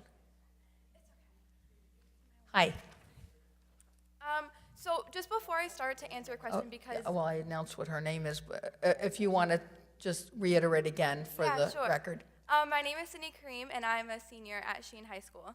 And just before I started on my presentation, I'm going to go through the sheet that is giving to you, and it's like the survey findings from Sheen High School. But I just wanted to touch on what you brought up, Ms. Raccio, which I think is something that definitely should be discussed. But I know one way that students get most of their information is through social media. So if you made this information more not quite so difficult to look at as that, because I know a student in high school with 1 million homework assignments and things to do is not going to necessarily want to take the time to read through and understand this complicated chart that we have up here. But if you made it something a little bit more condensed, something that you can put out on social media, I know Dr. Menzo has a Twitter that is followed by many students. I think that would definitely be a viable way to get information out there to the students. I know you said that you also have emails that are sent out, I believe, to parents. I think it might be a good idea to forward those emails to students as well, because that, that information isn't always necessarily shared parent to child. So I think that might be a really good way to put the information directly in the students' hands, give them the opportunity to read it themselves, and that might be a better way to keep us all connected. Thank you. You're welcome. And so now I'm going to go over the survey. So just again, my name is Cindy Kareem, and I'm a senior at Sheen High School, and I'm also the president of the National Honor Society. I'm going to discuss the findings from the survey administered at Sheehan this past month. So if you can please refer to the personal copy that should have been given to you prior to the start of the meeting, that will make it a little bit easier to understand. So just a little background on the survey. In order to gauge student sentiment about the possible merging of Sheehan High School with Lyman Hall, the NHS Leadership Committee chose to survey the student body to gather more detail about their feelings for the Board of Ed discussion. The survey was administered to 79 students who responded to the questions provided using Google Forms. The data was analyzed by myself, Dr. Ives, and the Leadership Committee of the NHS. 3 findings emerged that give specific insight to student sentiment about the possible merging of Sheehan and Lyman Hall High School. Our first finding was that a majority of students lack direct knowledge of the plans being discussed by the Board of Education. While many students have heard about the plan by word of mouth, only 20% have attended a Board of Ed meeting or watched it on YouTube. None of the videos on the Wallingford Public Schools YouTube channel in 2019 have more than 100 views, indicating that this is not a form of communication used by most students. This evidence shows a lack of direct engagement with the Board of Ed by students at the local high schools. Our second finding was that while most students have a cursory knowledge of the Board of Ed reconfiguration plans, they would like to know more. 66% of students did respond that they had some knowledge on the topic, yet 65% had a desire to learn more. Students have a clear need for more information on the topic, and this evidence indicates that the information would be welcomed by them. Our final finding was that students have a number of concerns about merging, all of which falls in the areas of sports, educational quality, the sense of community, travel issues, teacher jobs, and declining mental health. Students were able to voice their opinions in an open-ended section of the survey. Below, you will find a table that depicts the general themes addressed in these responses, as well as the number of times each theme was brought about by a student. The concerns of students cover a wide range of topics, with the top 3 concerns including participation in sports, the quality of education, and the sense of community. These are just 3 of the 6 topics brought about by students. In conclusion, students have heard about the possible merging of schools, but have had very little direct contact with the Board of Education to receive any further information. A majority of the students feel as though what they know on the topic amounts to little to none, and would like to know more and would like for that knowledge to be presented to them. Since the students are not reaching out to provide themselves with information on the topic, those presenting the data should do so in more non-traditional forms to ensure that students are aware of what may occur in the school systems, which is something we just discussed. Based on what the students do know, they have expressed deep concern on 6 major themes, all of which should be addressed by the Board of Education and incoming proposals. I, along with the National Honor Society and the majority of the student body, implore you to take into consideration the findings from the survey. I am certain that every one of you wants to make the best decision for the students of Wallingford. However, you can only do so if those students are well informed. You can only do so if they are given the opportunity to then share their informed opinion. You can only do so if you listen. Thank you. Sheehan's head of the Leadership Committee, Raina Esch, will now share with you an open letter from the student body to all of you, so you might have a more detailed understanding of student sentiment. Thank you. Or were there any questions? If you could just stay at the microphone a second, because the board may have some questions for do. you. Yeah, of course. Mrs. McKay? Yeah, so great presentation, thank you. And I love the effort, fantastic job. But I want to make sure I understand this correctly. So I'm looking at a couple of things, and you kind of highlighted, I think what you just shared with us was this. So I want to make sure I understand this. So quickly, I'm just reading this, so bear with me. This was sent to 79 students? 79 students responded? Yes. Okay, so 79 students responded, and they were both from Sheehan and Lyman Hall, or? This is just from Sheehan. Sheehan, okay, perfect. So 79 students from Sheehan responded. And so when I go to the last page, excuse me, the last page. So I want to be clear, 70 of the 79 students that responded, 11 had concerns about sports, or? Yeah, this was in the open-ended section, so it wasn't required that they respond in case they didn't have anything to say. Sure. So of those who did respond, 11 had concerns about the quality of sports, and most of Gotcha. them talked about the concerns over the amount of spots on sports teams once the two schools Sure, combine. totally understandable. And so do we know, so if I aggregate up those numbers, I'm just doing it quickly in my head, 35, maybe 41 had specific, do we know if, the way your survey read, that open-ended area, did most students, or this is anecdotal, I'm not going to hold you to anything, articulate like one thing that they were mainly concerned about, or multiple things, or how did you present it? Were they allowed to, at that open-ended, to articulate multiple concerns, or just what is your major concern? How is it written? The way it was worded was that the question was, I don't have it written here. Yeah, no, but that's fine. just, generally, it asked the students to detail any opinion that they had on the topic. So Yep. it was a very general question. We didn't ask for any one major concern. Okay. So from some students, we did get long paragraphs Sure. with multiple concerns. Other students, we just got saying, I don't want the merge. And so because that wasn't a themed answer, we didn't include that Right. in the... Well, because the way I strike it is if a student had a specific concern and articulated it, you were able to list it here, Yes. which is ideal. Right, I get it. Okay, all right. I think you answered my question. Thank you. Any other questions from the board? Well, thank you so much. Thank you very much. Great job. The next individual signed up on the sheet is Raina Ish, and from 15 Terrell Farms Way. And again, could you just reiterate your name and address? Yeah, I'm Raina Esch. I'm also a senior at Sheehan High School. And today I'm going to be reading to you the open letter from the National Honor Society at Sheehan.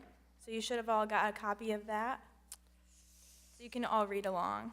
So, dear honored members of the Board of Education, at Sheehan we have a tight-knit community that supports each other in every aspect. We cheer for each other loudly on the field and in classrooms, in school productions, and sometimes in the halls. Sheehan is a comfortable place that students feel they can freely interact with each other. When we heard about the possible merger of our schools, our students shared opinions openly with one another and with staff. The uproar this discussion caused was defeating. Most students found the concept of merging schools unappealing for several reasons. We value our friendly competition with Lyman Hall. We fear that class sizes would be too large and therefore some of the students would be left behind. We above all don't want to lose the strong sense of community that is fostered by a small school setting. These concerns have created a consensus among students that Sheehan High School students do not want to consolidate the two high schools. We ask you not to merge the two high schools in Wallingford for the sake of our community. Combining schools would add not only the pressure of learning a new environment, but the psychological difficulty of navigating a new social environment. This would be disruptive to student learning and the smaller, more comfortable atmosphere students have come to expect. Putting students in this disruptive situation will also create a feeling of distrust and alienation among students, instead of bringing the town together. This sense of shared community would be lost in the winding corridors of a massive new building. We speak for Sheehan High School, but Lyman Hall is believed to feel similarly. Both of us wish to keep our autonomy, and we ask that you respect our wishes. Thank you for your time and attention on this matter. Sincerely, keep Sheehan alive. And on the next page, the next few pages, we've gotten 400 signatures from Sheehan students who also have read this letter and support our idea. Thank you. Thank you. Are there any questions from the board? Well, thank you very much. Thank you. The next individual signed up on the sheet is Julian Normal. Again, Julian, if you could state your name and address. Hi, everyone. I'm Julian Ermel from 3 Autumn Lees Road. I just have I made a personal letter that pretty much just emphasizes what probably the typical Sheehan student would feel. Most of us pretty much agreed on the same thing. So this letter kind of is from me, but it's pretty much reiterating the voice of everybody else. So, hi, my name is Julian Ermel, here with the Sheehan National Honor Society, representing my fellow Sheehan Titans. We surveyed our students, and the overwhelming majority were in favor of keeping Sheehan and Lyman Hall as separate high schools. Over the last 3 years I've spent as a Sheehan Titan, I have become a Titan, and like many other students, I represented Sheehan athletics, academics, and the arts. Sheehan culture runs through my blood, as I'm a second-generation Titan, my father was. And as others have said before, the merging of these two schools will destroy an entire culture that has been building for the last 40-plus years. I mean, the state championship hockey game exemplified school pride in the long-time rivalry, and not to mention the excitement of Powder Puff and the Thanksgiving Day football games that bring both current students and alumni together to cheer for their side. As we will ultimately bear the impact of your decisions, we ask that our voice to be heard as you move through the selection process. Thank you. Thank you. Are there any questions on the board? Well, thank you very much. The next individual signed up on the list is Drew Bernard.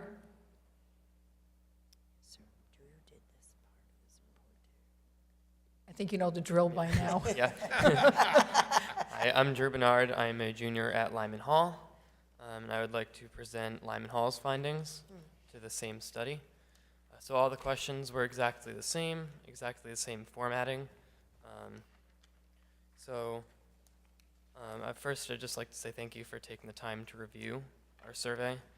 This was sent out to all Lyman Hall students, and we received 256 responses, which represents 23.9% of our student body. Out of those 256 responses, 144 students left a more detailed opinion in the open-ended section. I'd just like to start with some of the student questions, or concerns. Some of our questions that we had, or some students had, were, would more students from in-district and out-of-district be allowed into the ag program at the combined high school? What would happen to traditions like Powder Puff and Thanksgiving Day football game? And then one of the possibilities that a couple students had mentioned would we establish new rivalry games with maybe Choate, because they're the closest school to us. And then another thing was, what is the total number of parking spaces at each school currently allocated for students and teachers? And how many are on a waiting list to receive a spot right now? Because I know that right now there's a lot of students that would like to have a spot, but we just don't have enough. And then finally, what is the recommended class size for grades 9 to 12? So on page 3, I just have a couple graphs on pages 3 and 4.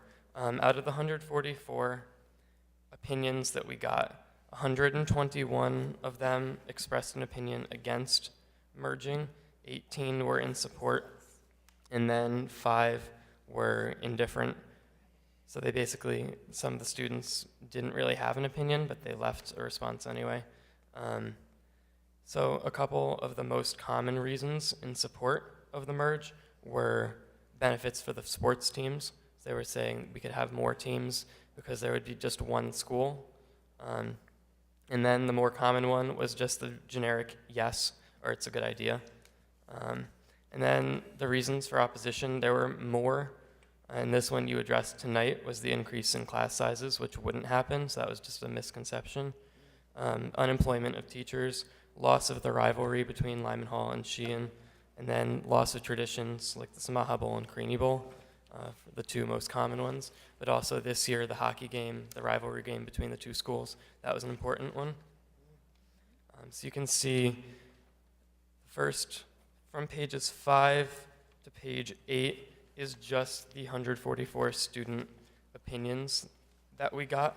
And then all the pages after that are the detailed, the full responses to the surveys.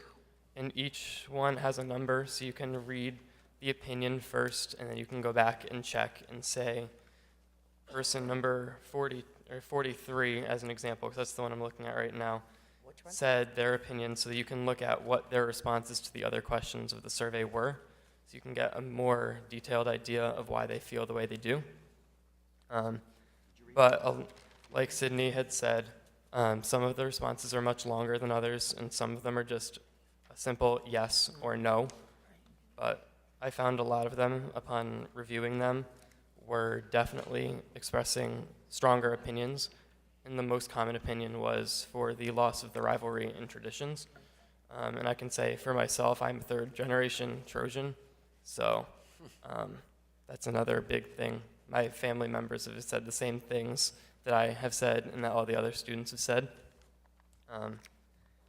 So I guess that's really it, because you should all have the whole entire survey.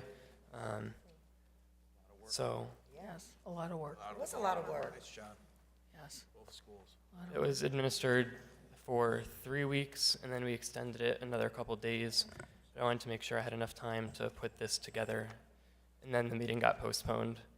So, Okay, we have questions from the board. We have Mrs. McKay.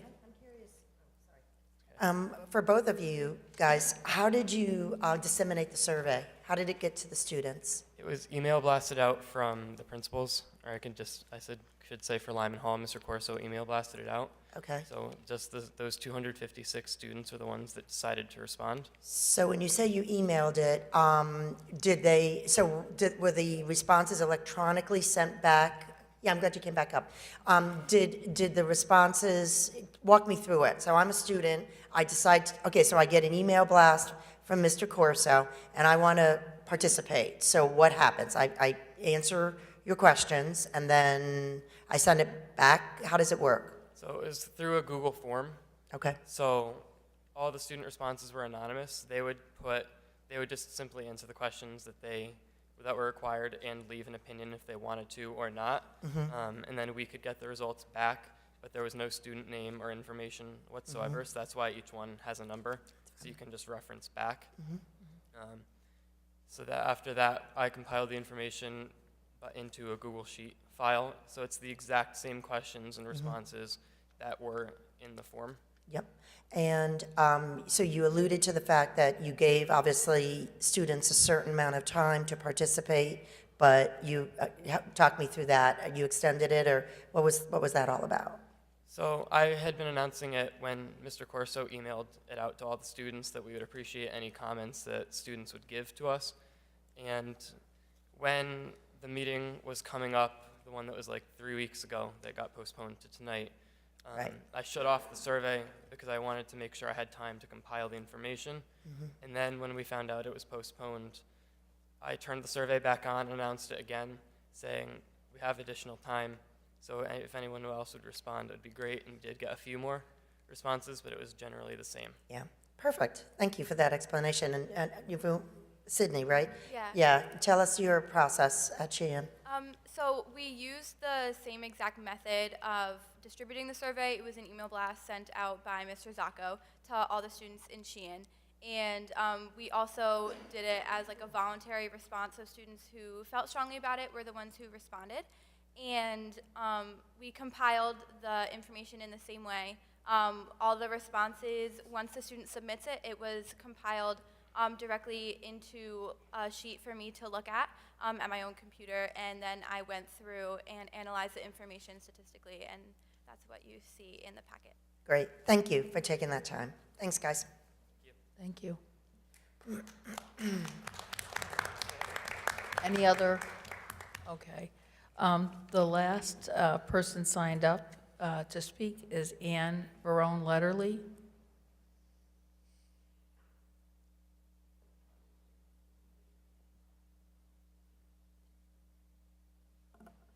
Good evening, Ann Veron Letterly, 344 Main Street. As you know, Moran teacher and WEA vice president. I had one quick note. I'm a little stuck on the air conditioning. I just wanted to confirm that air conditioning is not included in any of these projects, any of these alternatives. True? Okay. That is a concern for me. At the amount of money we're spending, that it doesn't include air conditioning, potentially spending. It also is a concern for me, you know, for students. We have so many student use now, and of course staff as well, that have health concerns that require air conditioning. And from a security standpoint, with our first level buildings, it's now 2019 and air conditioning has become a security concern, having windows open on the first floor. So just something to keep in mind. If the consultants could clarify, were some of the options inclusive of air conditioning? Yes, so if we're doing a full, so for an example, the option 6, which with the high school, if we're adding on to the building and we're doing a full renovation, then we would be air conditioning. If we're only doing segmented areas, we would be just renovating those segmented areas. If they already have air conditioning, those would be upgraded and or replaced. Or if we were renovating that area, we would add air conditioning as part of that 325 number.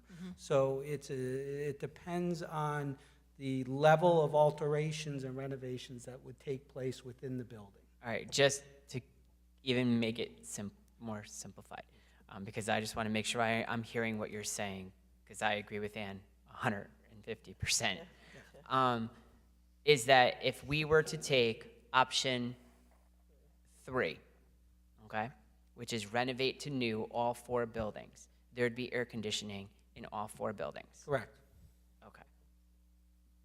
So that would be for that one. For the first one, obviously no, option 1, because it's just capital projects. Yeah. So it would just maintain the air conditioning systems. Options, that would leave us 3A is only sections, so that would only touch those sections, which we don't, that would not be in alignment with, I think, the idea of air conditioning. And then option 6, if there were 1 high school and the 2 middle schools renovated to new, they would all be air conditioned. Correct. Okay. Thank you. So air conditioning really is included in those options, except for option 1, which is just capital items. The 325 covers the air conditioning issue. Okay. Just wanted, because I didn't hear it that way earlier, but then I heard it, you just say that now, so that's why I apologize. I'm not trying to be deliberately a pain, but I just wanted to clarify that one more time. Okay. Because I have to be honest with you, for option 3A, I only heard enhanced in the enhanced areas. I did not hear for in existing areas. Well, that's accurate. The only enhanced areas in 3A, but 3, the 117 point whatever, 2 million, that one is all areas. Okay. Okay, so that's the whole building. Correct. Okay. Okay, thank you. My next concern is transportation when we're looking at one high school. As you know, I teach at Moran, which is complete and utter opposite side of Lyman Hall.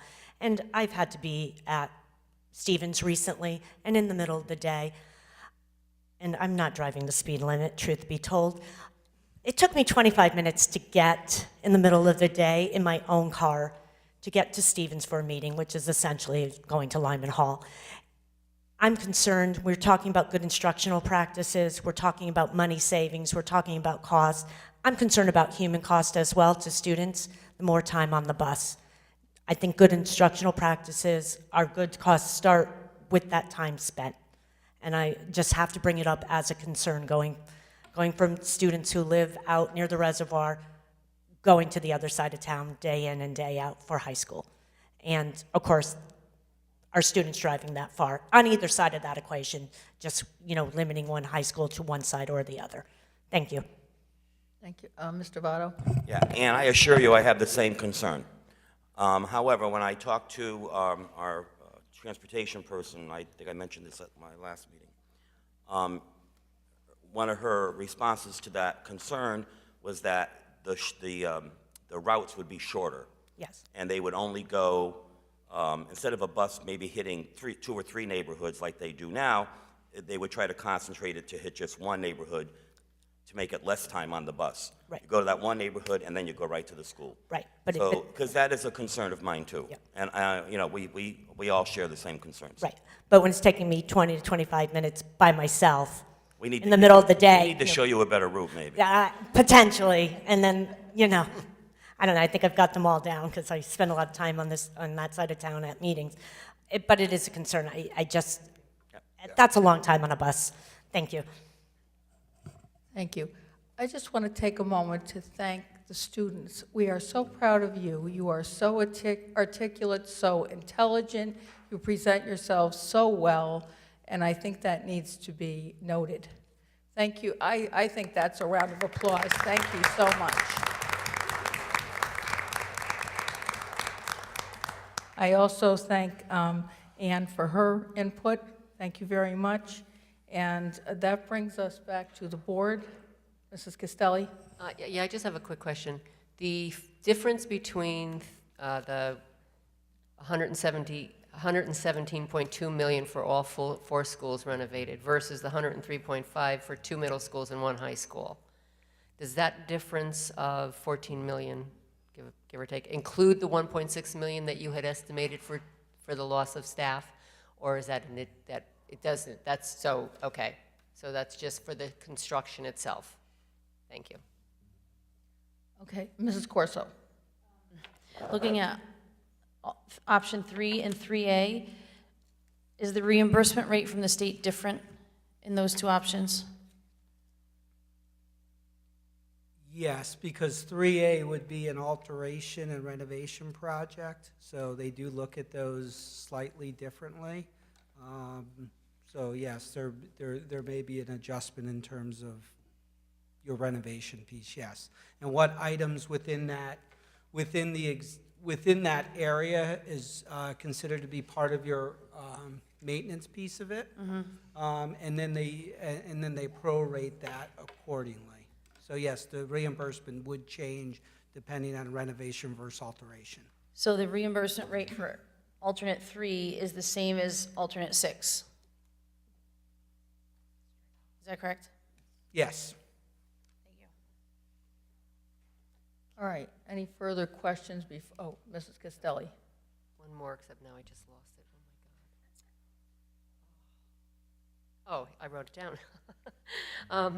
For ongoing maintenance, is there a way to project what it would cost to maintain 2 high schools versus 1 high school? Because I'm assuming 1 high school would be a little bit more expensive than one of the 2. You know what I'm saying? If it's bigger, I don't know. I'm just wondering, is there a way to, I don't think it's a 50-50 split, right? Or is it? If we had 1 high school, is the maintenance ongoing 50% of the cost of maintaining 2 high schools? Well, no, if you had 1 high school, you're starting with a renovated and expanded new building. So that changes the calculation. Exactly, that's my point. Yes. So is there a way for us to know, because I think that's important for the public to know, what would be the ongoing maintenance costs of 2 buildings versus 1? So to answer that question, the next step is to do a deeper dive into determining what the shape of that design would look like, and then from there you're able to analyze your projected maintenance and operational costs. You need the design first to be able to answer that question. All right, thank you. Mr. Purcell? Well, I was just questioning, because if the 2 high schools are renovated and or you have 1 renovated high school, I think what you said doesn't really make sense to me. Okay. Right? If they're all renovated, whether it's 2 or 1, the difference is just the size of the facility, right? You have 2 smaller facilities or you have 1 big facility. I apologize. I thought she was asking if we go to 1 high school versus trying to maintain 2 high schools. Versus just, you're saying just 1 or just? I took it to mean maintain the current buildings. No, the renovated. So everything's renovated. It's either 2 renovated high schools or 1 renovated high school. I want to know on an ongoing, once we've done it, I think it's important in our decision-making, ultimate decision-making, how much it's going to cost to maintain 2 high schools versus 1. So maybe I could sort of answer it in a different way. So you have 2 buildings at 2 different square footages. When you're going to merge that, okay, it's not going to be, we're not just doubling the square footage at Lyman Hall. There's going to be some efficiencies with that, okay? But you're still, you still have a boiler plant that's going to be X size, and there is some, yes, there's some maintenance to whether or not that's for 1,600 students or 1,800 students or so forth. So it's not proportional to the students, it's proportional to the square footage, okay? Did I answer? Right, so I think you answered before, you said we need to get to the design phase first before we can make that determination. And then the size of the building and the system design determines what your cost will be. Dr. Menzo? And I just want to reiterate the fact that the point of the board's responsibility right now, or the responsibility of the board, is to narrow the focus. And we're not going to have every answer for the public when it comes in. I wouldn't want the public to think that the numbers that are being presented are true numbers. Those are estimates. They can go up, they can go down. Most likely they're going to go up. I mean, I think we heard 3% on an annual basis. So I just think that really the decision that the board is making and that people will vote on in the survey is going to be based on philosophy. Yes, numbers are there, of course. We have to be mindful of that. But I think that first and foremost it's based on philosophy, and then from there, the dollars and cents. And I think that's what Mrs. Varone was saying too, that if we're looking at this from an instructional standpoint, that's where we have to start first, and that's the philosophy piece. Then you go from there for the money piece. Because I don't want, again, I don't think we can ask the consultants to tease out all of those nuances unless we know exactly, or we have a better understanding of what ultimately it's going to look like. So I just don't want to misrepresent what these numbers, or mislead people, I should say, into thinking these numbers are the definitive end. Right. This is just the beginning of a long journey, as we said. All right. Mrs. Purcell?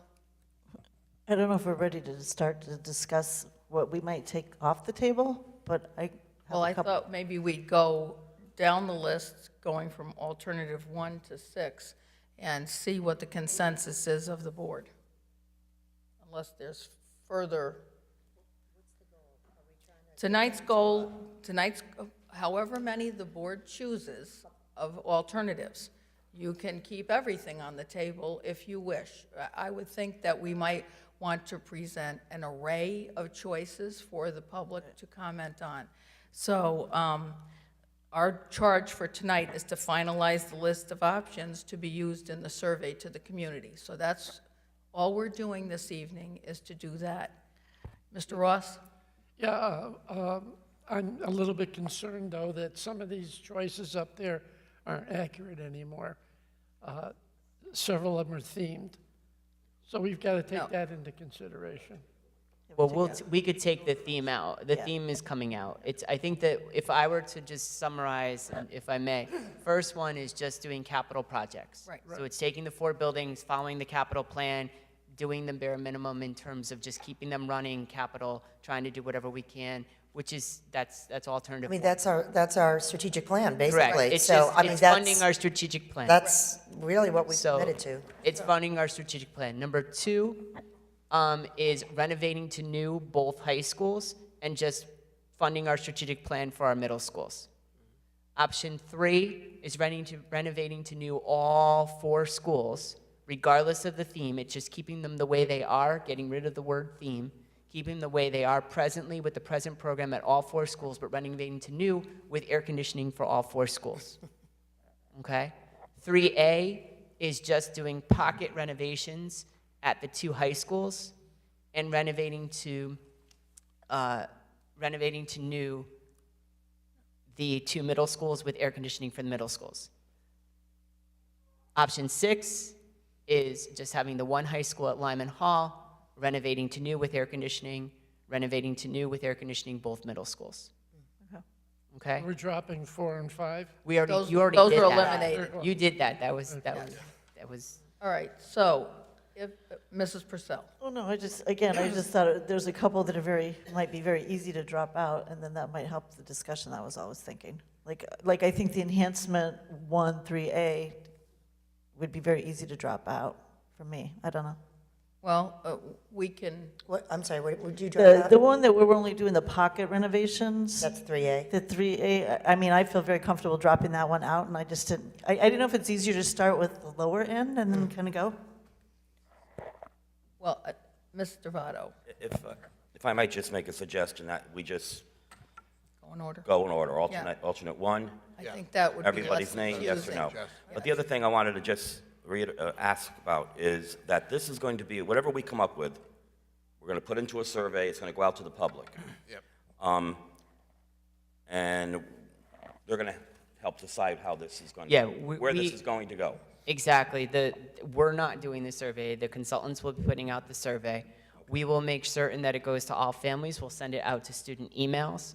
We'll also plan to post it, hopefully with the Record Journal, to have the link, so they can have citizens fill it out. We also are planning, with the help of some high school students, to go to the senior center to have the senior citizens fill it out using Chromebooks. Trying to get it out through all of our service organizations, so sending it out through that, asking our local churches to put it in their bulletins, to try to get as much feedback as possible, because we don't want this to come back with a community of 42,000, 43,000 people, and we get 79 surveys, or 80, Right. or 50, or 60 surveys. I don't think we'll get that. I think we'll get a good, healthy response. I mean, we'd like to at least get the 30%. That was going to be my question. Are we going to find, we need to have an idea of how many are going out so that we can see what percentage comes back. I really think we need to have a pretty good input from the community. Yeah, and we'll have to work on How that are we gonna get it out? with the consultants, and we'll have to work on a multi-pronged approach. Again, this is not going to go out on a Friday and be due back on a Monday. Yeah. We're going to leave this open for several weeks. It won't go out, I would highly doubt it's going to go out before spring break. So we would not put it out over spring break just because people go away, hopefully, and recharge their batteries. I know that's what I would like to do. So the thing is that we don't want to put it out then. We'll put it out after spring break, leave it open for 4 to 6 weeks, and collect the number of responses. And we'll have a ballpark figure as to how many people are going to get it. If it goes into the Record Journal, as a link, we have to monitor that. I just think somehow, somewhere, somebody should decide what a good percentage is For return? for return. Well, 30% is survey And research. all right, and the other thing is, I was always under the impression the longer you leave something out like that, the less chances of people Well, I think we're going to sending them back in. You I need a think- shorter period of time sometimes works True, better. I don't think, know. but though, if we're going to try to canvas and have to do some of this in person potentially, or with the assistance of students, I don't think we're going to be able to do it in that short a period of time. Maybe we could shorten it to 3 weeks instead of 4 or 5, but I think we do need to look at how we're going to message it, and we'll look to the consultants as from past experience on how they've done that as well. Pop up on our website, tweet it out, all those things, because it'll be done in some, I'm assuming, in some type of Survey Monkey or something to that effect. And one more thing, and I also think it needs to be clear to whoever's filling out this, that even if number 3 becomes the one, we still have another step to go. It has to go to the town council. Right. Absolutely. They're the ones that are going to, Right. that's where the final decision is made, actually. Absolutely. Mrs. McKay? Nope, I think my Okay. points were covered. Mrs. Castelli? I'd like to know if the board can see the survey before it goes out. Absolutely. Okay. All right, so, Mrs. Purcell?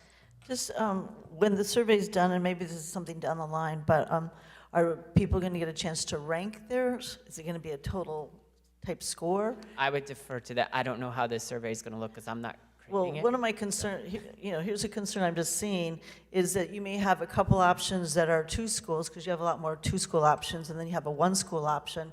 What if you had 30%, 30%, and 40%, but 60% of the people want a 2-school option, but they decide differently or something? Usually we go at it from multiple directions, so there's some kind of weighing of each individual option plus a ranking, a forced ranking. Okay, thank you. Mr. Ross? Is it just possible to do a mailing to every house in town? We can discuss that, but we could discuss that, and We typically see better results from online surveys now. Yeah, but I know a lot of friends I have don't go online, and we've got to cover them, we're obligated. I'm really concerned with it being online, and emails. 90% of my friends do not have email, do not get online.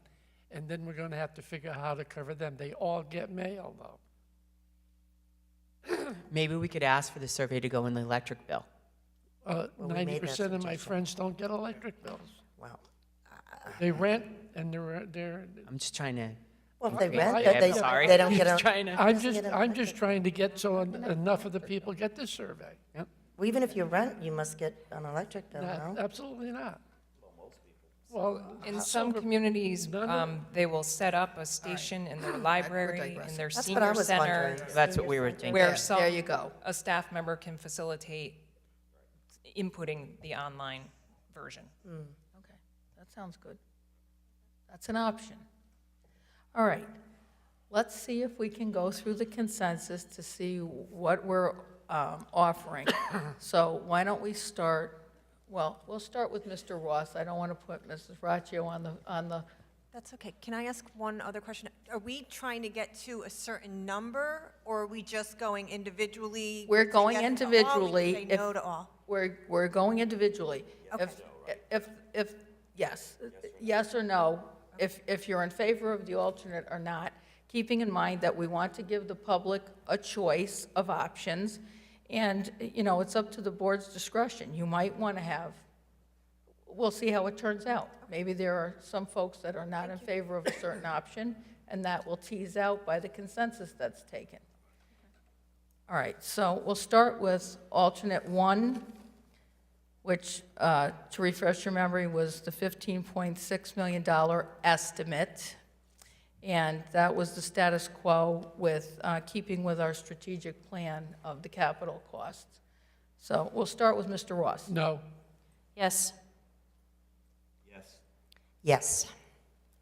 Yes. I personally don't approve of it, but for this survey, I say yes. Yes. Yes, keep it in. Yes. All right, so we have consensus on alternate 1. Now, alternate 2 was the renovating of the 2 high schools to new, and then capital needs addressed at the middle school, is that correct? With an estimated cost of $77.7 million. All right, we'll start with Mrs. Raccio. No. No. No? No. No. No. No. No.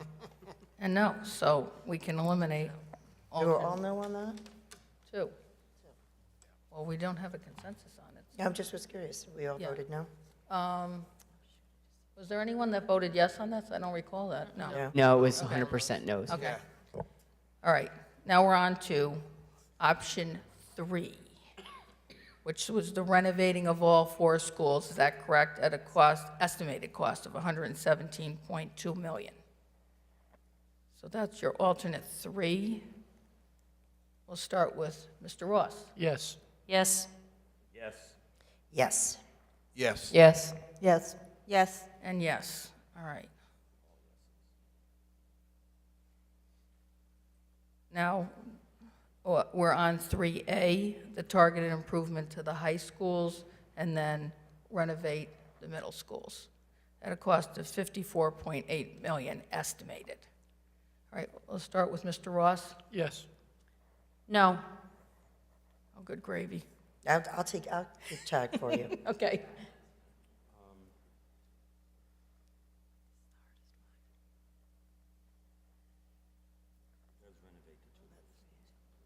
No, Right. it does not. It renovates the, No, that's just, no. It does pocket renovations to the high school, and it renovates to new both middle schools. middle Oh, schools, I had it yes. reversed. It's packet renovations at the high schools, middle schools would get full air conditioning. But no air conditioning at the high school. No. No. No. No. No. And no, so that eliminates that one. And then we have alternate 6, which is renovation and expansion of Lyman Hall. And the middle schools are totally renovated for a cost of $103.5 million, estimated. Starting with Mrs. Raccio. Keep it in, yes. Yes. Yes. Yes. Yes. Yes. Yes. No. And yes. All right, so we have consensus on the Do you need 3. it? You got it? Yeah, we have consensus on the 3. That would be alternate 1, alternate 3, and alternate 6. Yep. All right, was there no further business, unless we have any? No, I was just going comment? to say that then now what we'll do is we'll work with the consultants, first of all, to freshen up this proposal that you saw tonight, get that on the website. We'll do as we've done, send out this information to all parents, but based on Sydney's very thoughtful comments, we'll send it out to all students in their emails as well. And then we'll let them know that these were the narrowed down options and that the survey will come later in April. Noting that the board will see the survey ahead of time, you'll make sure that you're okay with the survey, and we'll also come up with the assistance of the consultants, a quote-unquote marketing plan to make sure, to Mr. Ross's point of view, as well as others, that we try to get this to as many people as possible. Is that okay? Yeah, and we're going to can we get this presentation hard Yeah, copy? that's what I said. I'm going You to did? Okay, refresh sorry. it and then get it, because we want to get rid of Perfect. themes and stuff. Yep, perfect. We're going to get that hard copy soon?